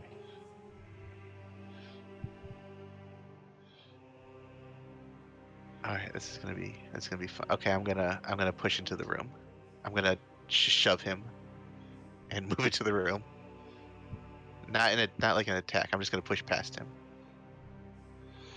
All right. He's immediately startled, and he begins casting a spell. And he says in his father's voice still. He says, I wouldn't do that." After a moment, he vanishes from sight. You recognize the spell as he casts because it's the same one you cast. Oh, great. Now we're 2 blind mice. Okay. Well, he doesn't know where I am, so I want to move toward these children Okay. stealthily, so he can't track my movements. The children standing in the corner are painted wooden dolls dressed in clothing. Apparently, they're just pretend. Okay, well that's good. Are these cats like moving? Yes, Good. they're animated skeletons of cats. Okay. So I see there's a desk here with a button. Just a very quick look over this desk? Do I see what's going on this desk? There are sheets of parchment covered with elaborate diagrams of teleportation circles. Okay. All right, I'm going to. I don't know where the guy is, so I'm going to try and leave and hopefully not bump into him. You don't? Okay. I'm going to stealthily go back to the room. All right. Do I hear any footsteps or anything? No, it's all hear quiet anyone? down there. All right, I'm gonna go down the trapdoor. Okay.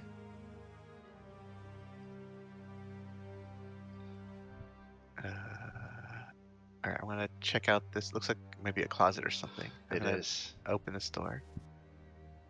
I hope there's not an animated broom inside. Oh, some clothes. All right. So, this is cloaks, coats, gowns, and other fancy apparel hanging from hooks in the closet, and many fine shoes, slippers, and boots. Oh, I want to get a nice fancy dress for Gretel as a present. Is there a Gretel-sized dress in here? There is. Ooh. I'm gonna get it. Put it in my bag. I'm gonna go down to the door down here. Okay, so this room smells of powder and fine perfume. A vanity with a mirror stands against one wall next to a faceless wooden mannequin wearing a white bridal gown. Mounted on another wall is a full-length mirror with a gilded frame, and a door in one corner leads to the garderobe. I'm gonna grab some perfume. Guardrobe. I think maybe my Vistani girlfriend will like this stuff. And I'll open this door down here. Right.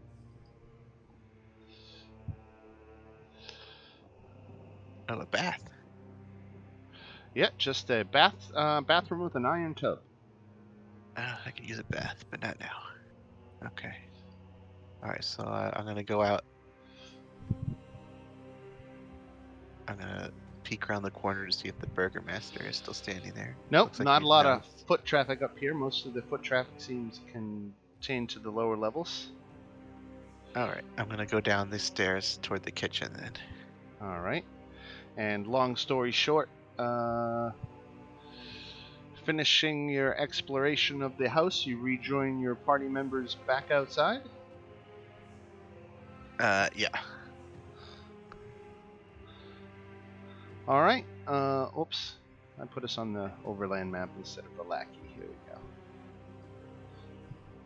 All right. So everybody is finally back together. Apologize for those who we had to keep waiting while we finished a little stealth exploration of the Burgomaster's mansion, but that is the reconnaissance that Shadow was able to do and communicate back to you all. He found Yes. Udo, but Udo was worried about the repercussions of escaping, so opted not to escape. Yeah, Udo. I found this Burgermaster's son. He's some sort of wizard or something. Looks like he's animating cat skeletons and trying to cast a teleportation spell of some kind. He knows the invisibility spell. I don't think he knew it was me, but he definitely knew someone was there. I had to push past him. Oh, Gretel, I also got you a dress and some perfume. Thanks. That's Good to have you back. I've seen you in a dress, Gretel. It's nice. Look, it's a very fancy dress. For when we do our dancing at the festival, you'll need something nice to wear. So coming up the street, you see the burgomaster's henchman, a fellow by the name of Isaac. Isaac is noteworthy because of course, his monstrous arm that he has. And he looks at you. He had done some interviewing of you about the events at Henrik's, and so he is familiar with who you are and regards you as he walks past. I'll nod at him, but I won't say anything. Oh yeah, I assume you're not invisible anymore. No. Okay. Let's go back to the church. We'll tell the lady that her son's an idiot, and then we'll continue on.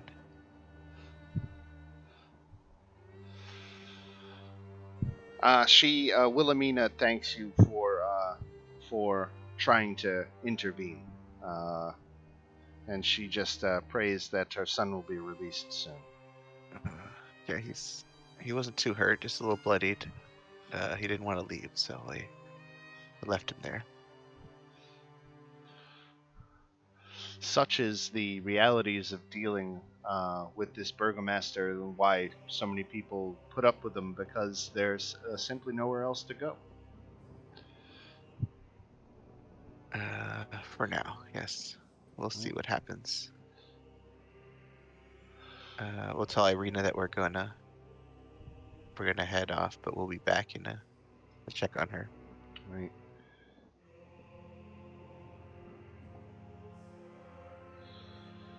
So it still should be early. That didn't take too long, right? No, let's see. Let's get a sense of it here. I mean, I'm gonna say it took no longer than 2 hours to do everything there. Even an hour, why don't we say? So it's still just afternoon.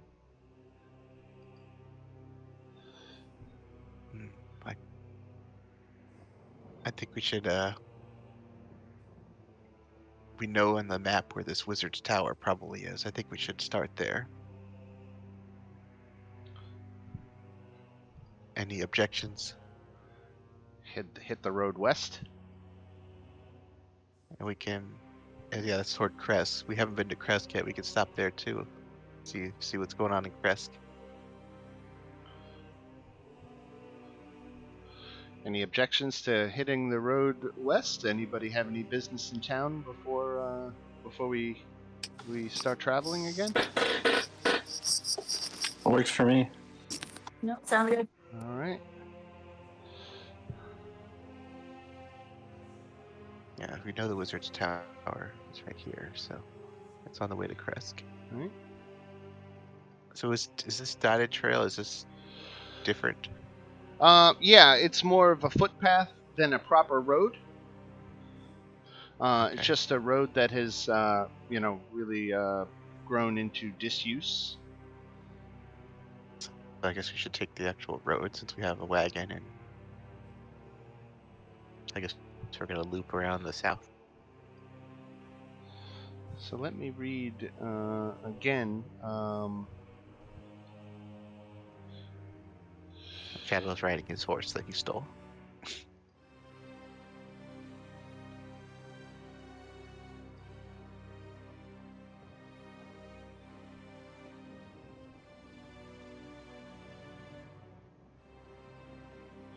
So you come to the Lunar River crossroads here.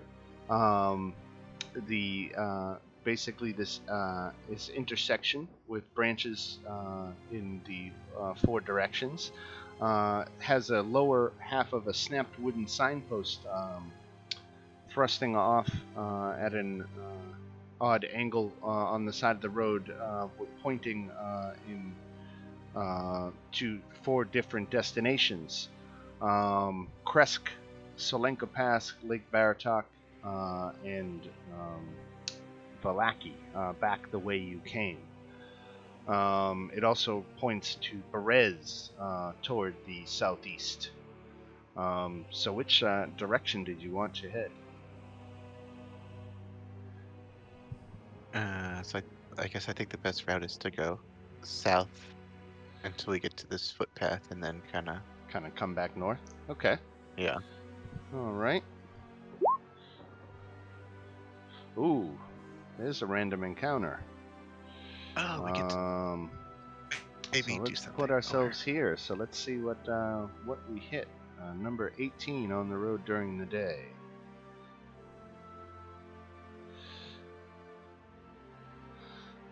All right. Why don't we do it? Probably be quick, but let's see how many we get. Yeah, it'll probably be real quick. But traveling on the road, you come across a number of blights in the road.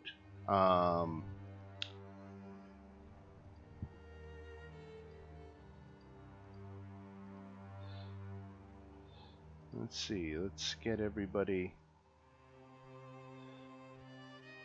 right over here. Shadow. And we'll drop reasons here. And what you see in front of you, coming down the road, are a number of needle blights.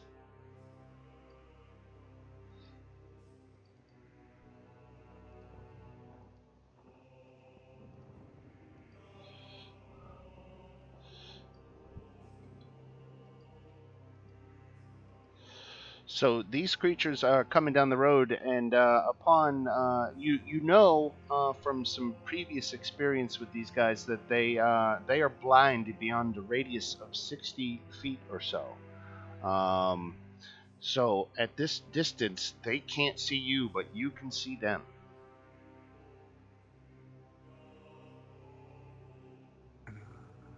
Yeah. Let's see what is the range of my.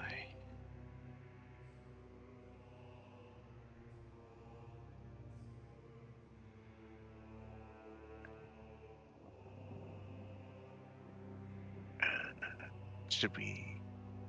These guys are pretty weak. I think we could take them. What do you think, Gretel? We got this. We have our new friend. He talks to dead people. We've never seen him fight before, but now's a chance. We can have a few dead people he can talk to in a minute. I don't know. I don't know if you want to talk to a dead blight. They're probably not very interesting, but okay, let's do this.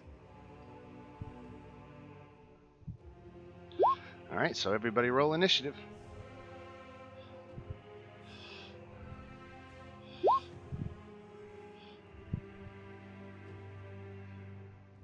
I am. Make sure you click on your token before you roll initiative, or it doesn't go into the order. Right. You have to put reasons in. There we go. Okay, we'll add reasons. And he was on 9.16. And Gretel was on 4.12.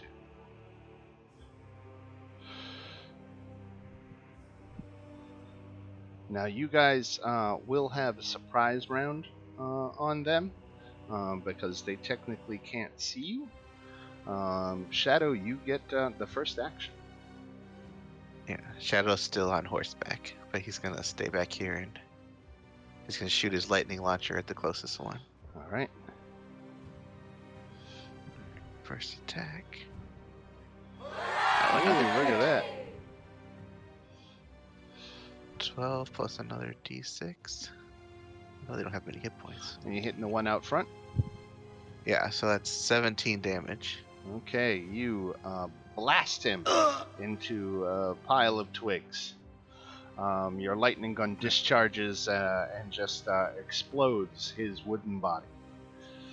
Alright, I'll do my second attack on the one right behind him. Okay. Oh, okay, crit and a crit fail, of course. Right. Let's see what Let me red draw. card you got.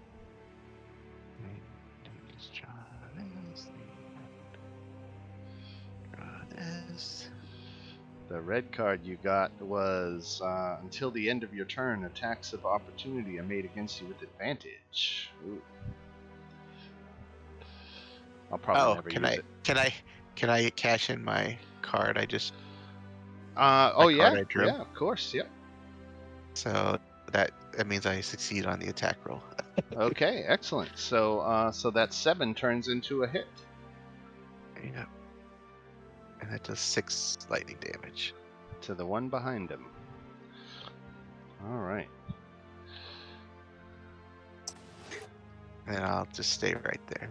All right, and we go to Uhtred.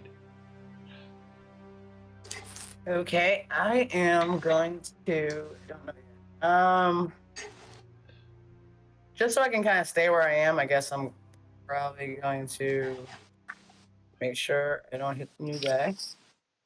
And I'm gonna hit for my longbow against this guy. Okay. There's a definite hit. For 6 damage, okay. I have 2, right? I have 2 hits, 2 You attacks. do? You do? Another hit.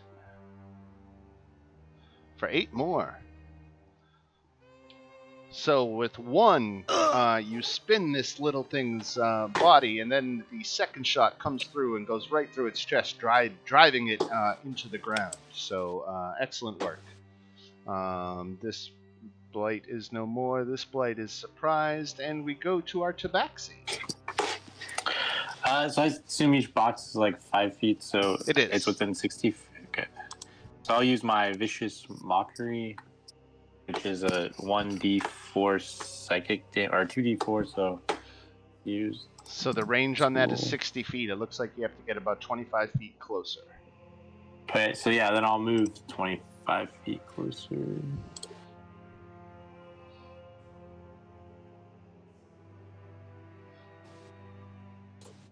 All right. And that Vicious Mockery goes on which one? The one of the to the north of the. Okay, the back. top. The guy in the top. Okay. And that is what kind? That's a saving throw for him, right? Yeah. Yeah. Yeah, you must succeed on a Wisdom saving throw or take 1d4 psychic damage. Okay, so he succeeded on his Wisdom save. Ah, too bad. Right. So no damage on a successful save. And we go to Gretel.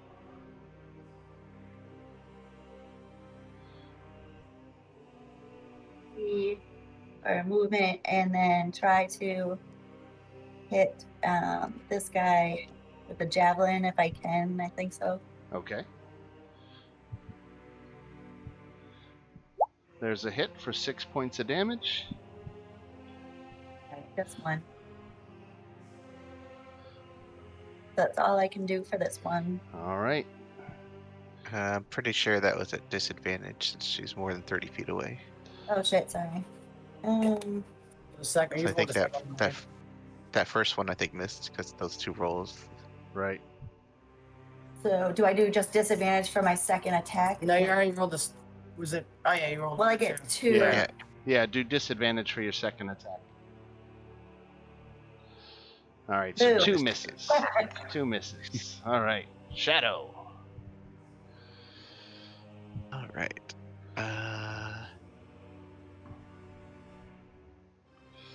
Yeah, I'm just gonna do the same lightning launcher on the one I already hit last time. Okay. Roll. Ooh, a miss. Okay, I'm gonna add my 1d10. Okay.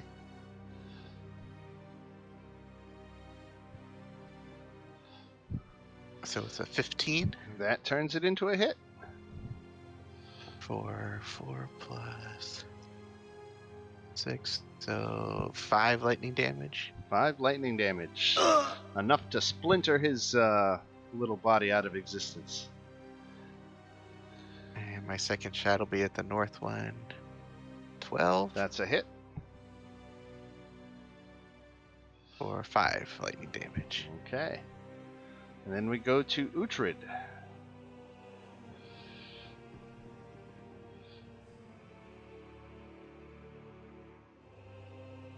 What are you doing? I'll just hit this one guy with my longbow again. Right. Put him out of his misery. These guys didn't stand a chance against you. All right, just do Yeah, because- damage. All right. One more That shot. guy's almost dead. Woof. Oh,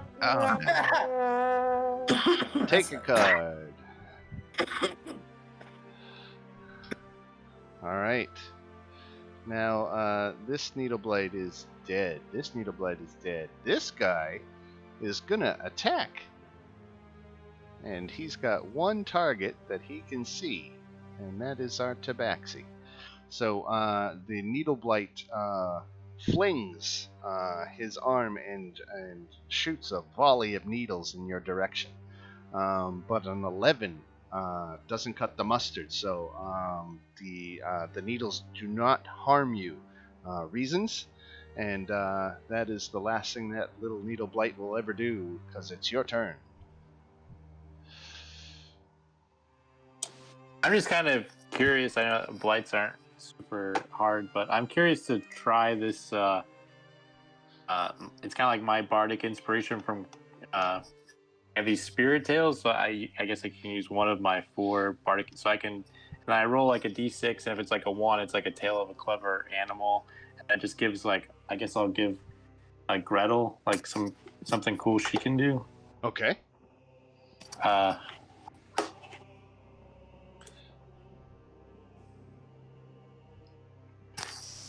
So the tale of the renowned duelist.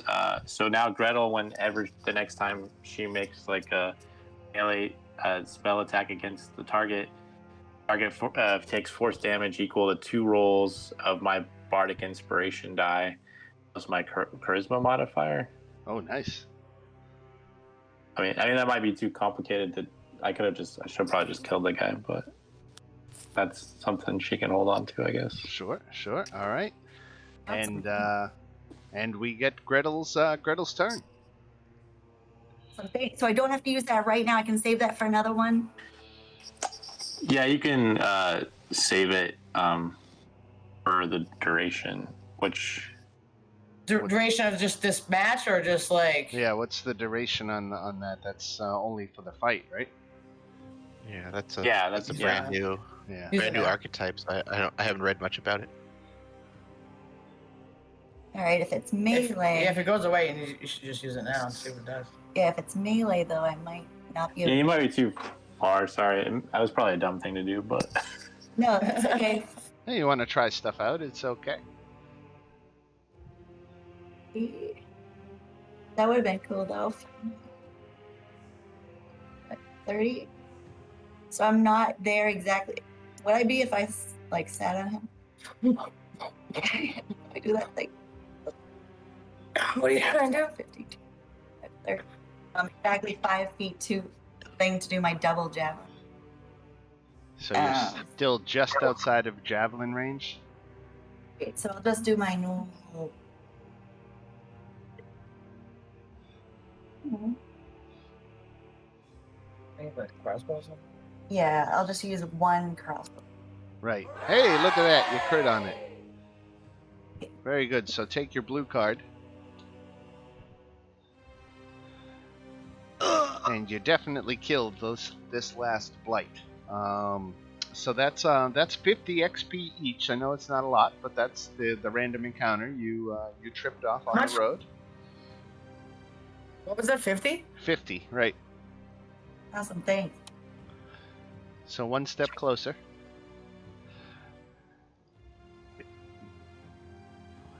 I figured we hadn't had a combat yet, so I wanted to have at least one combat, even if it was a trivial one.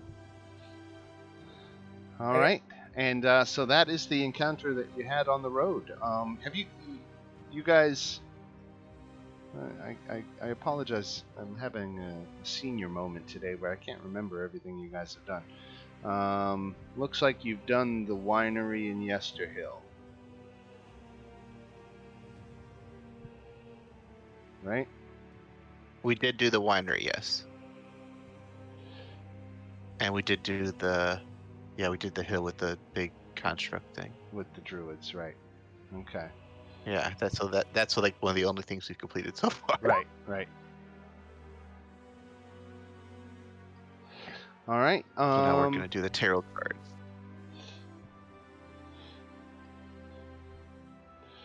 All right. So again, that's 50 XP each, and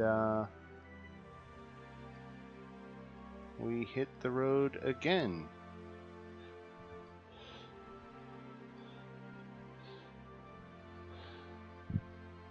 So you can store the tail until you need it or you finish a rest. So you can keep that until you finish a rest. You can keep that tail thing that he gave you.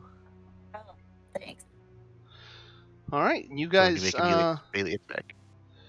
So you know that these blights were the servants of the druids of Yesterhill, which you've already done battle with. So these blights are still plaguing the countryside. But you dispatched that small group of them rather easily and proceed an hour up the road to arrive at the wizard's tower.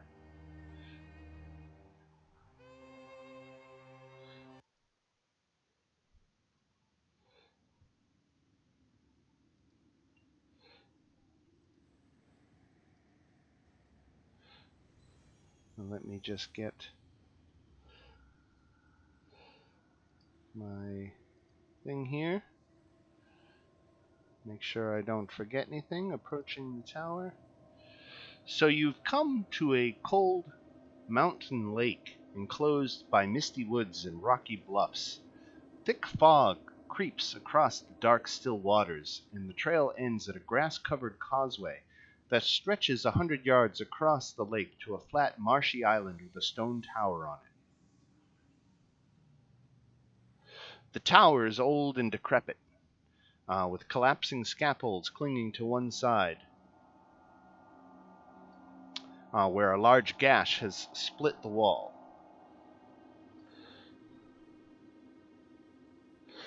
Time-worn griffin statues, their wings and flanks covered with moss, perch atop buttresses that support the walls, and parked near the base of the tower is a barrel-topped wagon spattered with mud.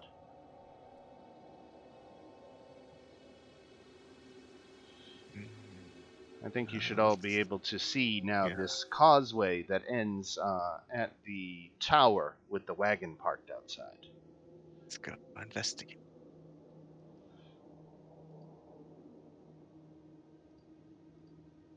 So we see this wagon. Is it covered in mud? Does it say anything on the side? So under layers of mud, this wagon sports a fresh coat of purple paint, and its wheels have fancy gold trim.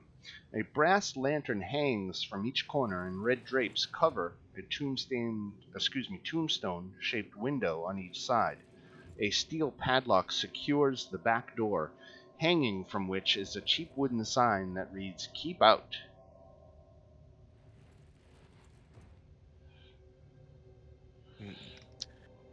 Well, if you want someone to break into something, a good way to do it is to put a "Keep Out" sign on it. That just makes you want to get in there.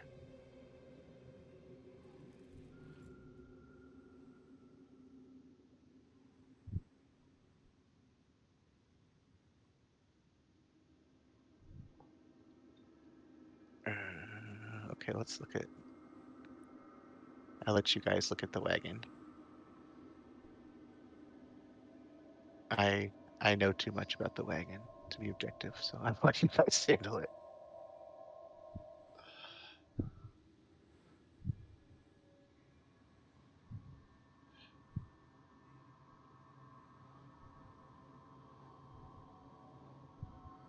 So, I'm sorry, what are we looking at right now? Just looking all around. looking at the wagon. Oh, the Oh, the wagon. wagon. There's a wagon that says keep out, and then there's a door It's that got looks a like it's closed. padlock securing the back door. Now, Can I do an investigation or? the tower door, which is right here, is made of iron, and it has no visible handles or hinges.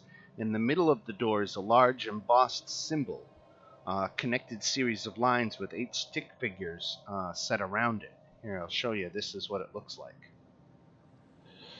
Carved into the lintel above the door is the word Kazan, Khazan. Kazan.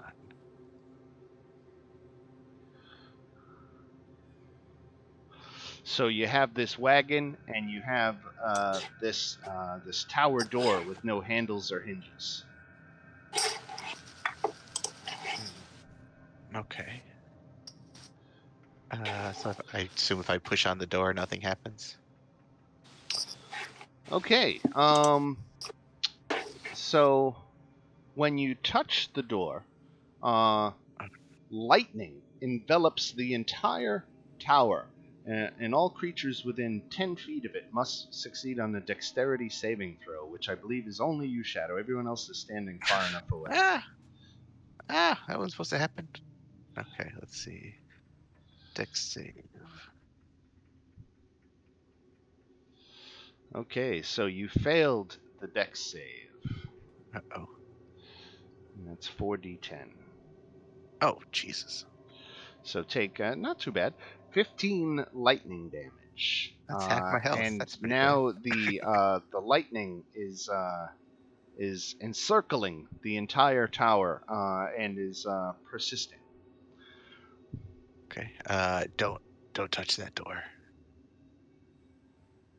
Yeah, I saw. I saw you get your feathers flying. I use a healing word on him. You could. So, the creature of your choice that can see within range hit points equals to 1d4 plus my spellcasting ability modifier. Do you want to roll a d4 plus 4 for my charisma? I'll give you the amount of health you have. Okay, 1d4 plus 4. Nice. Max. 8. I needed that. All right, very good. Now this lightning effect has been going on for a good solid couple minutes now, and it's still persisting.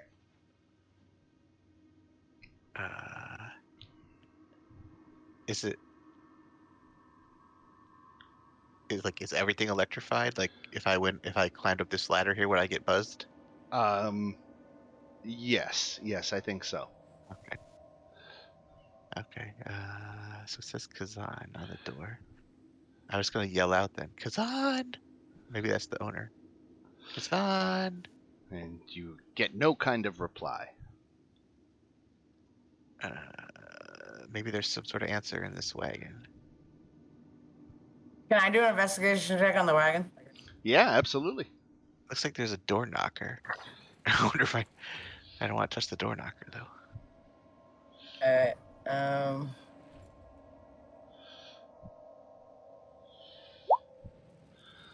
Okay.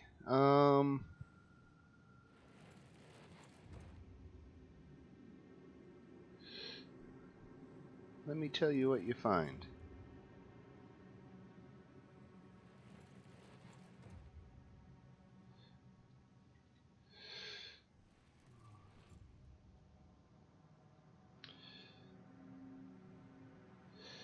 So you see footprints leading up to the side middle of the wagon, where there is no door. Can I climb up to the side of the middle wagon and do another investigation check? So, tell me what you're checking for. So you see footprints that lead up. I'll ping it right where Gretel is standing. Are you standing? Yep. Yes. Oh, my things are over. Okay. I'm gonna go over here because she's obviously right here, right? Right. Why can't I see the actual wagon? My light seems to go behind me instead of in front of me. Um, Yeah, the wagon is like it's a weird. It like goes to shadows. It's like you can't see it. You can see the wheels and stuff. You can't see the wagon. Oh, Yeah. you know what? Let me take off the dynamic lighting line on the wagon. There, that should Oh, help. All that's right. better. There you go. All right. So I'm standing on top of Gretel, and right where I am, there's footsteps that lead up. They stop right in front of the wagon right there, but there's no door. Right on the side, right? So it could either be up or under. So can I do an investigation for either under or over the wagon from where those footsteps are? Yeah, make a perception check.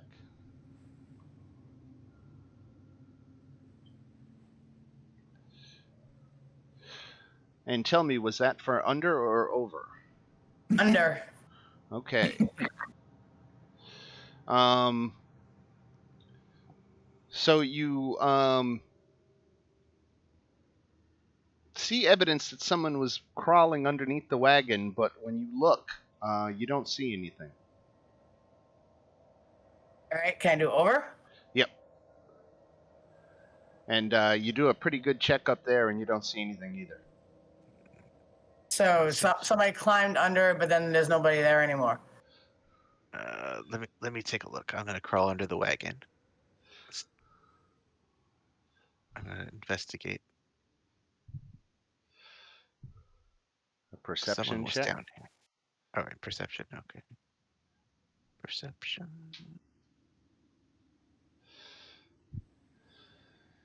So you can see what looks to be the outlines of a trapdoor built into the underneath of the wagon. Does it look like it's locked, or can I try and open it? It pushes open. Oh, okay. I found a way in. I'm gonna stick my head up. So the inside handle of the door, facing the back of the wagon, you can see now has a wire looped around it. And the wire is connected to a flask hanging from the wagon's ceiling. It looks like it was rigged that when the back door of the wagon is opened, the flask on the ceiling would fall into 100 similar flasks that are sitting in a box underneath it. So you can glean what you can about what the contents of this bottle does, when the trap is set off, but it's probably not good. Okay, can I remove the flask so that it doesn't fall? Yes. A character inside the wagon spots the trap automatically and can disable it with a dexterity check. Well, first I want to move. Can I move the box of the other bottles out of the way in case it falls? Make a dexterity check. I don't want it to, everyone should probably stand back. Okay, let's see. Dexterity. Dexterity check is +3. Excellent. Okay, so you do successfully disarm the trap. And the interior of the wagon contains a number of items. I'm going to go ahead and do a little screenshot and drop this in the Discord chat so you all can read it there. Hey, we actually get the items this time. This almost wiped us out the first time we did this. We went in the back door. Oh, the bomb went off. Right. It was not good. Yeah, you heard this noise. Yeah, we took a ridiculous amount of damage when that happened. So you find a number of items in the back of this wagon, including some journal pages. And while you guys read that journal and look over the contents of the wagon, I am going Oh, to it's take Van Richten. a quick bio break and be right back.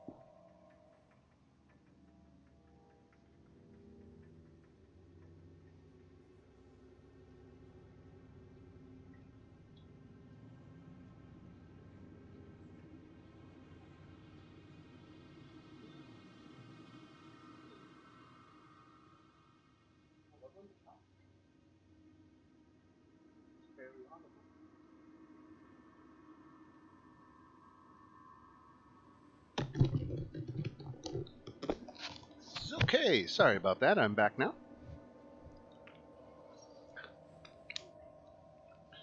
So, quite a few things here in this wagon, whoever it belongs to.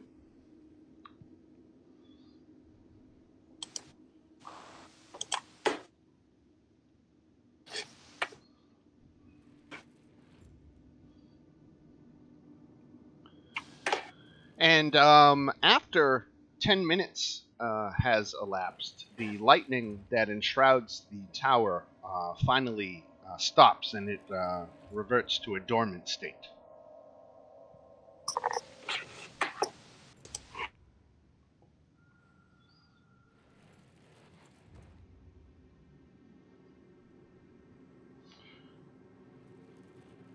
I don't know if people are talking, some people are muted, maybe they're AFK.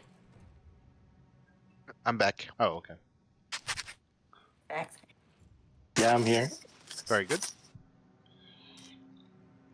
Battle axe, flail, morning star, light crossbow. Ooh, silvered crossbow bolts.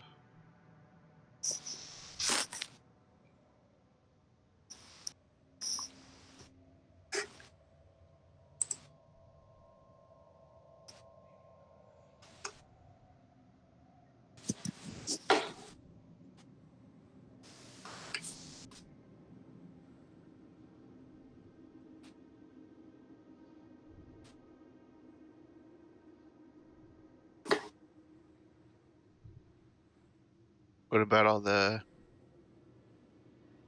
the aren't those like containers with like alchemist fire or something? Oh yes, yes they are. So I guess you have recovered. Um, it literally reads like 100, right? I think you said that. I think that's what you said last time. Yeah. Right. So there is 100 flasks of alchemist fire. So all the Oh man, alchemist fire you want. we could literally make that celebration tomorrow the best celebration Lily has ever seen. Or we could explode the entire town. Yeah, this is like that when Cersei blew up the frickin' church on Game of Thrones or whatever it was. Yeah. Yeah. All right. Well, this wagon, does it look like it's mobile? Does it look like it function? It's got the places for horses to be hooked up, and it seems to be in good working order. Does it need? Can one horse pull it, or does it need multiple horses? Probably 2. Is this wagon's not as nice as our wagon, or is this nicer? This wagon's nicer. All right, we may have to upgrade then. Again, if you find out who it belongs to. Yeah, I was gonna say, do we know is the owner dead? Like, are we stealing it? We're stealing it. Yes. Grand Theft Auto up in the. Right? Oh, no. Okay, we didn't find anything to help us get in the tower, though. It doesn't look like, unless this note says something, which I didn't read the whole thing. It appeared to be a journal. Yeah. So we assume this is Van Richten's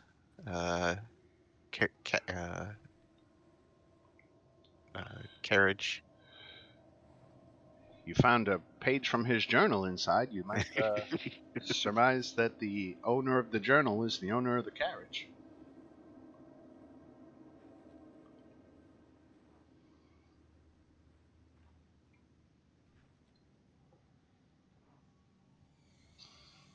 Oh, he released the zombies on the Vistani and ate them alive. Ooh.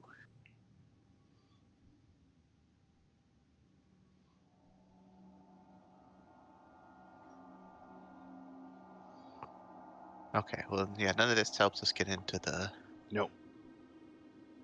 tower. Okay. And again, here's a picture of the tower door. Yeah, With no handles or hinges. Looks like a puzzle of some kind. But I don't want to touch it again.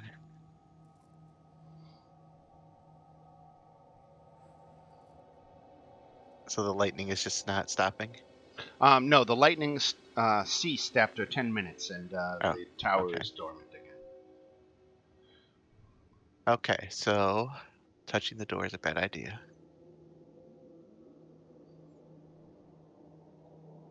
Does this circle thing in the middle does this look like it spins?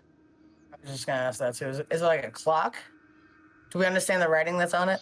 It seems to be fixed.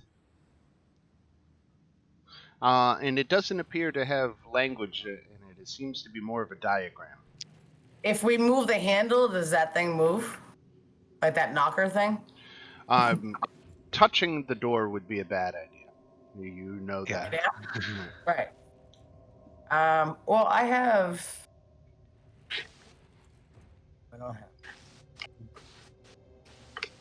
Well, actually, I have my chill touch, which is a ghostly skeletal hand. So can I reach out and touch it with my ghostly skeletal hand? Well, you could use Mage Hand for something like that. Yeah. I don't have a mage hand. I actually think I have Mage Hand. Let me see. I've never used it before, but I think I have it. Yeah, I do have Mage Hand. All right, stand back, everyone. So you just want to try the little knocker that's pictured on the door? Yeah, I'm gonna use Mage Hand to try and knock on the door. To use the knocker, yeah. All right. So Mage Hand lifts the handle, and it drops down, but no lightning. So it appeared to only react when you touched it, not when the Mage Hand touched it. So can the mage hand? But nothing happened either. So Can it open the door? it There's pushes. no door handle. There's no handle to pull, and the hand pushes on the door with as much force as it can muster, but the door doesn't open. Well, I'm out of ideas though. Well, you guys, I want to explore. I'm gonna hopefully not die. We can blow up the door if we want. I'm gonna try and climb up this ladder. If I touch this Well, ladder, ain't is there anything any happening? water? If it's a lightning thing, why don't we just throw some water on it? Maybe it'll just break itself out. You know what I mean? Like fuck itself up. So rotting wooden beams support the scaffolding, which groans and creaks with the slightest breeze.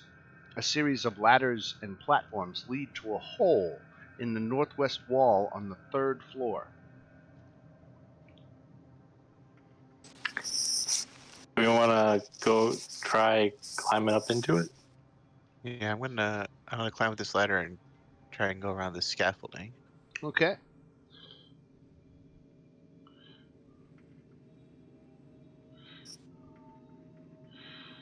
So Shadow gets up on the rickety scaffolding, and again it groans and creaks under his weight.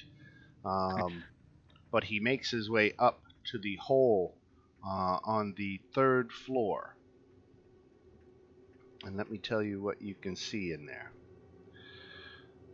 So time and the elements have all but destroyed the chamber that you see, leaving the gash in the northwest wall and slimy black mildew on the walls. The wooden floor is completely rotted and begun to fall away in places. So you're looking inside the tower and you can see a rotting wooden floor. There's a 4th floor above you that has a hole on the floor. It seems like some kind of elevator or something going through the middle of the tower. But you can't see where the elevator platform is, just the hole and the ropes and chains. Okay. So I can. Am I able to get in through the hole? You can. All right, I'm gonna try and go inside. Okay. Let me ask you how much you weigh. That's a good question. More Kickers don't weigh a than whole lot. more than 50 pounds? I would say with my gear, definitely more than 50 pounds. Yeah. So, as soon as you set foot on the floor inside on the 3rd floor, the wooden flooring gives way underneath you, and you fall 40 feet down to the Ow. ground floor. You actually smash through the 2nd floor on your way down. Ow. And it does little to stop your acceleration. So 15 points of falling damage, and now you are on the ground floor of the tower. Let me. I'm gonna shuffle us over to another map. I made it in, guys. Oh, I'm very hurt, but I made it in. This map I wonder shows if the interior of the place. So I'm just gonna drop you all on here. There's Gretel. Reasons. Shadow is inside. And Uhtred. And I guess you guys were all around the backside here where the scaffolding was. So Shadow has gone up to the 3rd floor and disappeared inside the tower, and you heard a crash. Well, I'm in. But what do I see here? If I dust myself off. So, Shadow, what you see is a flagstone floor strewn with debris and a few old crates. There is a torn curtain to the south that partially obscures the entrance vestibule. Okay, I'm gonna look behind the curtain at the front door. Right, and you see the door, and there's a handle on this side. Okay. Oh man. Okay, I'm gonna. This could be the end of Shadow. I'm gonna see if I can open the door. Okay, it pulls open. Guys, I figured it out. I just had to get really hurt, but I opened the door. We thought we heard a crash. Solved the puzzle the old-fashioned way, following 4 stories. Can you fly? Yeah, can't you fly? No, Kenku. That's their biggest dream is to be able to fly. Oh, it's No, Kanku. I thought it was Arakoka. they can't. Oh, Eric Coca can fly, and no one lets them be in games because they're cheating. Oh, okay. Having a fly speed is too overpowered. Okay. Well, I fell first. All right. I thought, yo, come on, guys! I found the entrance. Wait. So I have a giant splinter sticking to my back. It hurts. You want me to pull that out for you, buddy? It hurts. All right, I'm just gonna go up to him and pull out that like giant piece of wood that's just sticking out of his. I was you could lay on hands. That'd be nice. Yeah, I can't lay. I'm not laying any of my hands on you. I'll pull the piece of wood out for you though. How bad are you? Did you take damage for real? Yeah, I took 15 damage from falling. Yeah. After I took like a bunch 20 damage from the lightning. Oh, God. All right. Yeah, I can give you 20. I'm down. I have 11 hit points out of 33. I'll give you 20. Okay, that gets me almost back up to full. But I still pulled a piece of fucking plywood off out of your wing. All right. Okay. So there doesn't appear to be a way up now, right? So there's a 5-foot square indentation in the center of the floor that contains 4 pulleys attached to iron chains that stretch up through the hole in the ceiling. And standing next to the chains are 4 clay statues that are holding on to them. Does this look like a platform that goes up and down? Yes. Okay. This looks like some sort of elevator, but I don't know how it works. I seem to have pulled myself off the map, and I can't get myself back on the map. I lost you here. Let me see. No, I literally pulled, like, I dragged myself off, and I didn't realize that kind of sounded. But, yeah. There you go. Gotcha. So Alright, yeah, thank you. so this platform in the center is attached to these statues who are holding the chains, apparently to operate it, but you don't see any kind of buttons or anything like that. Are there anything in these crates over here? So yeah, there's a number of rations, a bunch of rope, a couple of pints of oil, healer's kits, and a hunting trap. Oh. Oil's always good to make fire. Oh man, I know what we can do with this and all those. Oh man, we could set up a fireworks show. Here, I'm gonna post this one in the chat.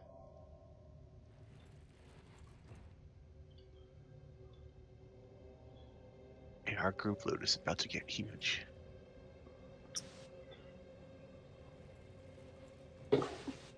$30 days of rations. No. Anton will eat that in like a day.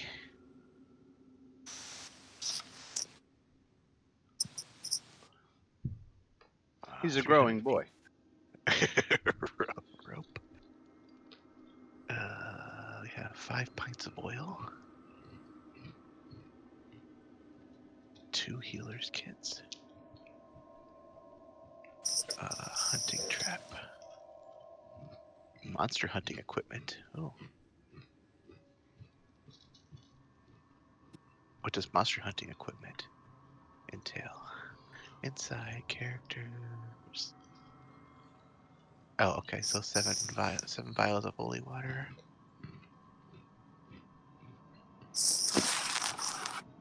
10 wooden stakes. 10 bulbs of garlic. This guy was definitely hunting vampires. Heavy crossbow. 20 bolts. Okay. You guys want to come in and help check this out? I don't know how this works. Yeah. Yeah, how do we? Putting my scaffold up here again with you and fall and break my back too? No, you can come in the front door. The front door is open now. Okay. So, Uhtred, when you said the word up, the statues actually responded and began moving their arms and hoisting up the platform. It's not a smooth ride, and it is its movements are Cool hair? jerky. It left without us. What platform? The platform in the center of This the platform. towers. Oh. Come back. Wait. Everyone, get out of the way. I'm gonna bring it back. I don't want you to get crushed. Uhtred. All right. I'm gonna say, come back down. And with that, the platform begins lowering down. Okay. This place is clearly magically enchanted. I would be very careful. I wonder if there's a basement. I'm gonna step on it. No, this you are on the ground floor. I say down. Nothing happens. You guys want to pile on? Can all of us fit on this little square? Yes. We're a little close for comfort. Gretel, stop touching my butt. Uhtred, you coming? Up. Take us up. Okay, so you arrive on the second floor, and in the middle of this room, again, you're coming up through the hole in the middle of the room. The floor here seems more sturdy than the floor up above, but you can clearly see the hole where Shadow plunged Oh yeah, through. there's a shadow-sized hole. Right. It's like a perfect bird outline. Right. The floor here is littered with moldering books of various subjects, many of which lay open at random pages. Time and the elements have rendered most of the books unreadable. Within the western wall, 4 feet above the floor, is a small alcove inside of which sits the bust of a middle-aged man. The bust is of exquisite craftsmanship and has been affixed inside this alcove. I wouldn't step off this thing. That the floor here is very fragile. Keep going up. Take us up. Let me take a quick note of your passive perceptions here.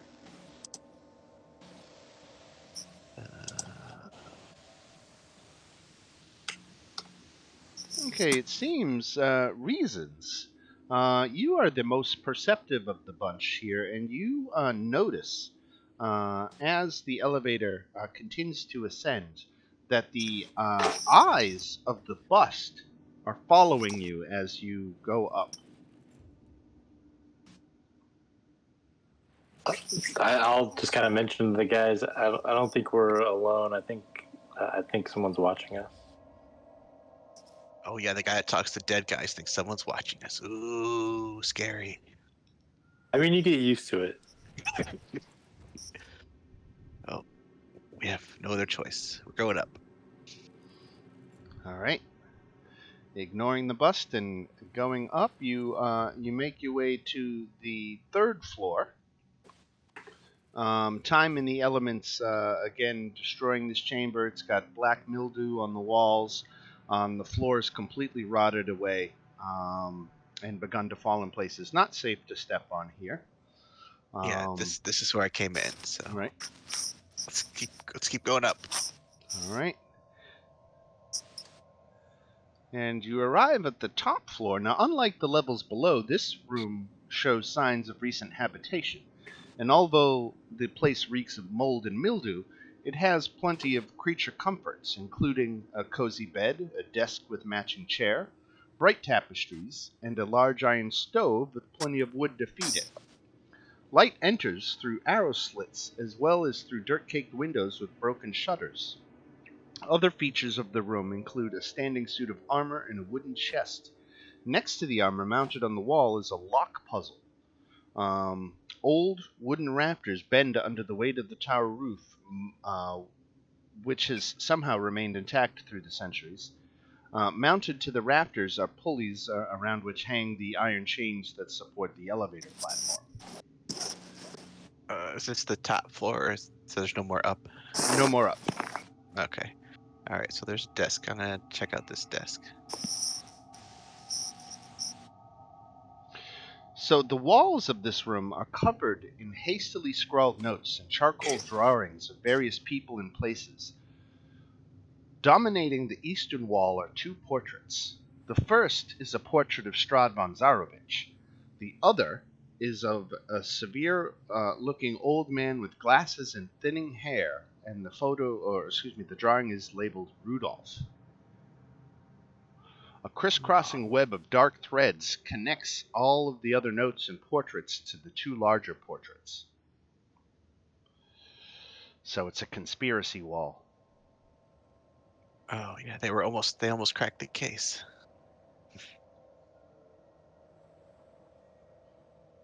Does it look like someone's been here recently? Is there any signs of this place being lived in? Yes, definite signs of recent habitation. Okay. So I want to see looks like there's some papers and stuff on this desk. I want to see what's going on here. Make an intelligence check.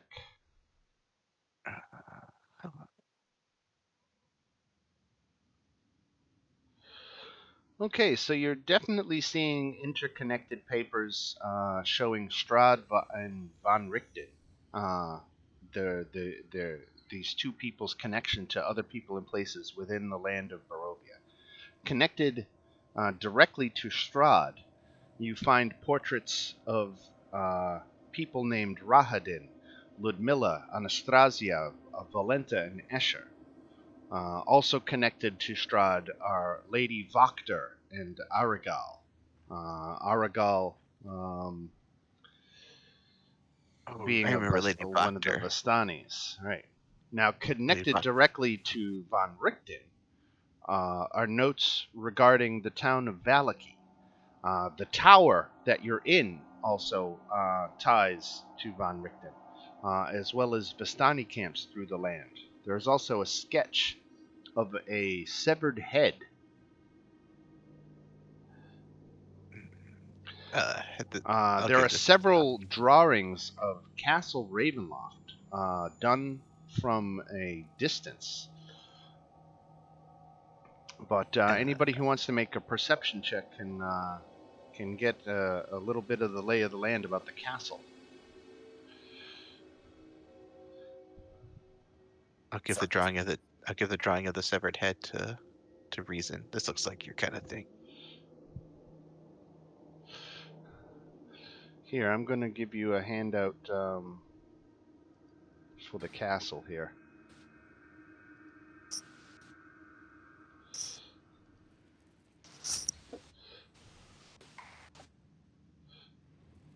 Oh, it's the 3D model. I remember this. Right. So it gives you a little bit about the castle. Now, laying flat on the desk is a hand-drawn map of the area around Lake Baratok. That's the lake that the tower sits on. There's a circle that has been drawn around an area of the forest to the northwest with the word werewolves written next to it. Werewolves. Right. I'll take that map. That could be useful. And finally, a lavender aroma emanates from the wooden chest nearby, which is unlocked and looks safe to open. Someone want to open that chest? I'll throw a longbow at it. I'm not gonna open. I'm not gonna approach it. Yeah, I'm not gonna approach it without knowing it's not like a trap or anything like that. So. Fine, I'll open it. Jeez Louise. Okay, the chest contains a severed human head with a waxy complexion. Looks like it's been embalmed with magical oils. A reason you want to come talk to this? Is this what you do? Yeah, I think I can. I defer to the DM, but I think I can do like a seance or something to talk to dead people. I'm not sure really how the mechanics work though. Yeah, no, there should be something in the mechanics about speak with dead or something. I think speak with dead is just a spell, right? Yeah. I would have to read up about that, but maybe I don't know, maybe that's something I could do during the week here. I'll find out exactly. I'll become more familiar with what your abilities are. But for right now, not knowing any better, unless you can tell me that there's a specific ability that lets you speak with the dead, you've just got a dead head. Yeah, there's nothing like a spell. It just says like spirits kind of guide me and stuff. So Got it. I can do Right. with next week or whatever. We can do more with that if there's something. Sure. Yeah, I'll get in there and read more carefully about this character option, right? All right. So this head, I assume it looks like the drawing, the head in the drawing. Yes. Did that drawing have a name of this head? It said it didn't actually. Why is there a head in a chest? I'm confused. This place is magical. I'm gonna slap the head and see if it wakes up. It doesn't. Okay. Is that the only thing in the chest? Is the head? Correct. I'm just gonna sit the head down on the table. What's on this little? Is this a furnace or what is this thing? A fireplace?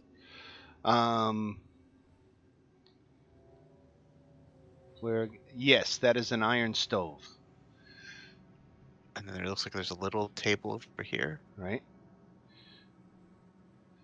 Anything interesting on that table?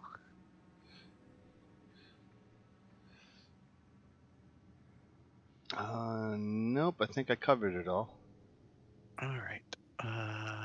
Is this is a gargoyle you said up here? Or is this a suit of armor? Yes, it's a suit of armor, standing there against the wall.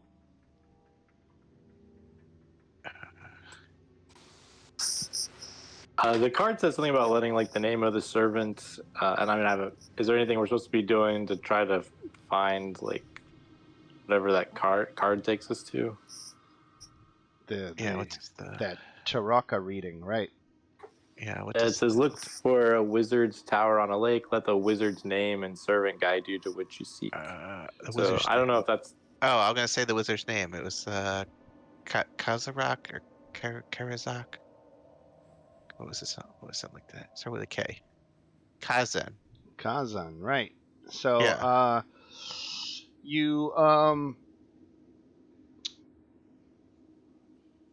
You say the word, and the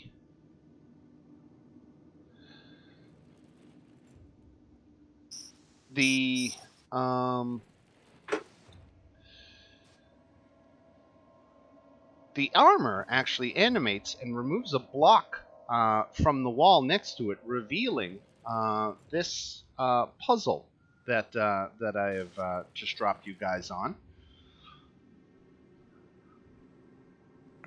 Okay, there's a bunch of magic spells and looks like some ingredients. I have the spell Shatter. I have that spell too. That's the only spell I have. Those spells. Does Shatter have a material component? I think we would know that. But let's see. A sudden loud ringing noise. Chip of mica. Okay, so mica and Shatter go together. I don't know what that means, but I don't know what these letters in the middle mean. But Go there ahead appears to and be a material. trace a line from the spell to the material component using the draw tools. Oh, so it's going to go through. It's going to go through some of the letters. It looks like. Let's see. Draw. Line. Shatter. No, I don't know how to do this. Let's see. Regular.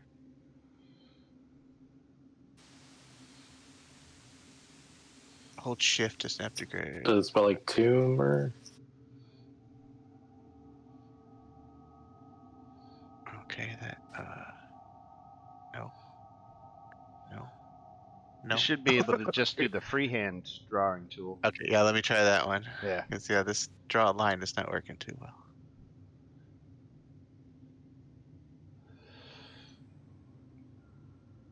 There you go. So it looks like T and E.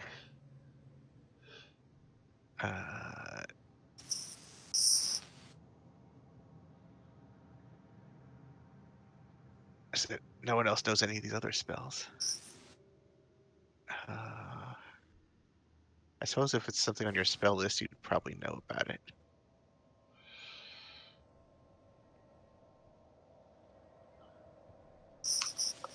At level 6 with College Spirit, I can do like a seance with my group and learn like one spell that's not on my list, but that doesn't really, like, it's a lot of effort just to learn like one piece of it. Now you guys can feel free to use the compendium to look up these spells if you want. There's books enough up here to represent your ability to do that. Okay. All right, so mage armor is leather.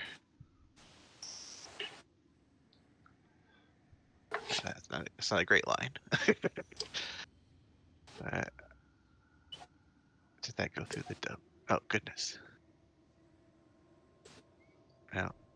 Yeah. So that goes through W. What is, I can't, this, what is this? What is this one on the bottom next to Micah? I can't tell what that letter is anymore. Is that E. a C? What is that? Is that, oh, okay, E. So we have W, T, and E so far. Let's see, Arcane Eye.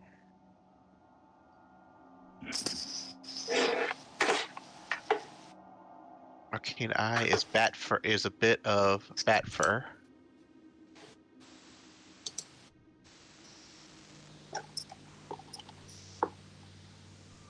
So that goes through E.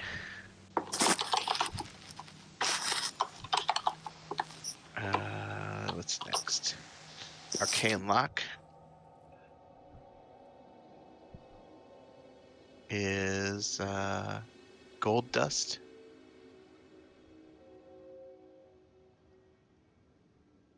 That doesn't really go through anything. Let's see. What's next? Sunbeam is a magnifying glass.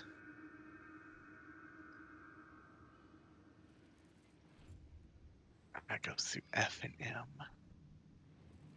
Hold person. Let's see. Piece of iron.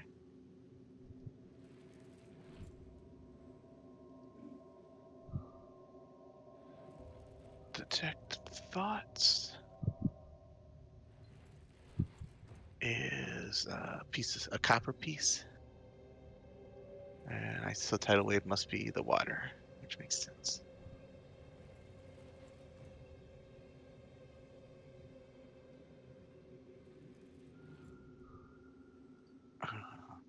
Okay, so we have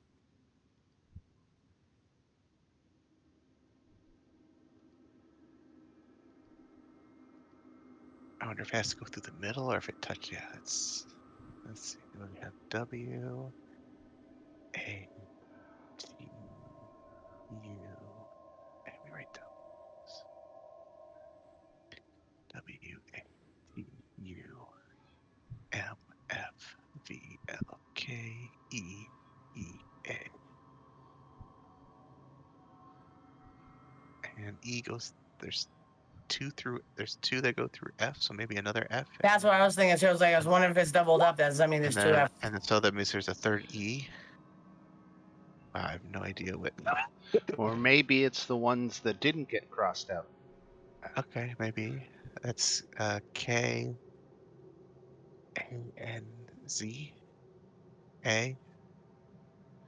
Oh, is that the name of the? Is it Kaza? That's the name of the. That's the name of the wizard. That's correct. Yeah, yeah. Okay, so okay, so I'll say the name of Kaza. Kazan, right? So when you solve the puzzle, again with the wizard's name guiding you, a panel opens up in the wall, and revealing a cavity beyond that is dark, and you can't quite see into it. But a secret compartment has opened up.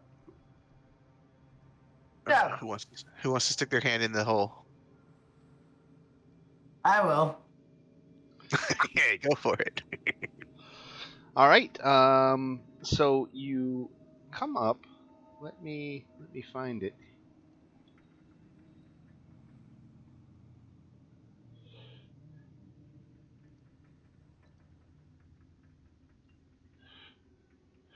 So you come out with this. Oh, a sword hilt.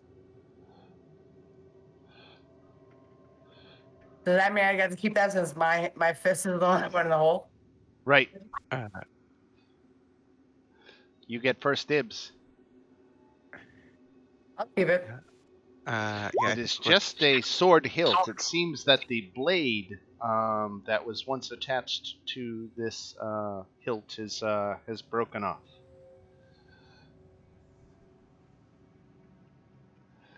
Yeah, eventually this sword will probably be best in with our paladin once we get the rest of it. Right. Yeah, I'll still hold on to it for her though. Okay, so we found part of a sword that we don't know what it does, but Right. does it give off the emotions or does it not? I mean, if Greta was to hold it, would it do something different than if I was to hold it? No, it has the same properties regardless of who's holding it. Okay. And the blade does impart the desire to visit the town of Kresk. Oh, well, we were going there anyways. Right. Oh, that's good. All right, well, let's hold on to this. Yeah, you can put it in the treasury. Yeah, we know we have it. It's useless until we get the blade. Okay. Well, that was good. We got this. What do we do with the head? Kind of want to take it with us because we might be able to talk to it later. All right, I'm gonna take the head. You're gonna take the head with you. I'm gonna put the head. Yeah, I'm gonna put the head in a bag. Head in a bag. All right. The head in a bag. Like Head. there's a mystery. We need to figure out the mystery of this head. Head in a bag to your inventory, and I guess that's where we leave it for this week. Here at the shores of Lake Baratok, here in the old Wizard's Tower, you found your way inside and encountered a sentient sword hilt who's wanting you to go to Kresk in addition to the other things you found. So I know it was a little more subdued of a session than we have typically. There was a little less combat in this one, but that is I think we were where we will call it for this week, and we will pick up next week with possibly heading over to Kresk. Let me let me just make a note of the time here. So,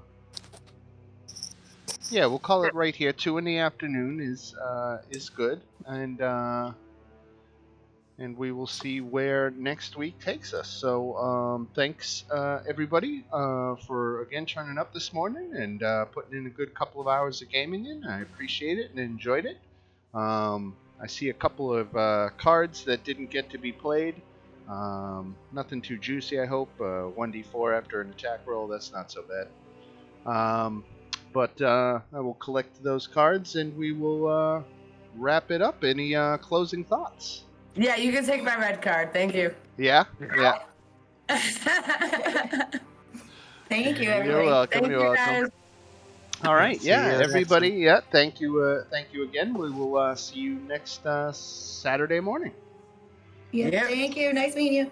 Yeah. Bye. Yes, See thanks, you guys. Trenton. You got it. And I'll do. I'll read up more specifically about your character during the week, so I have a better idea of what his options for talking to that head might be. Cool. Thanks. I don't know that he can do anything, but I deferred. Thanks for looking into that. Yeah, no. If he can, it would be a fabulous opportunity to take the spotlight. So we will check it out. Cool. See you, man. All right. Take care. Have a good one.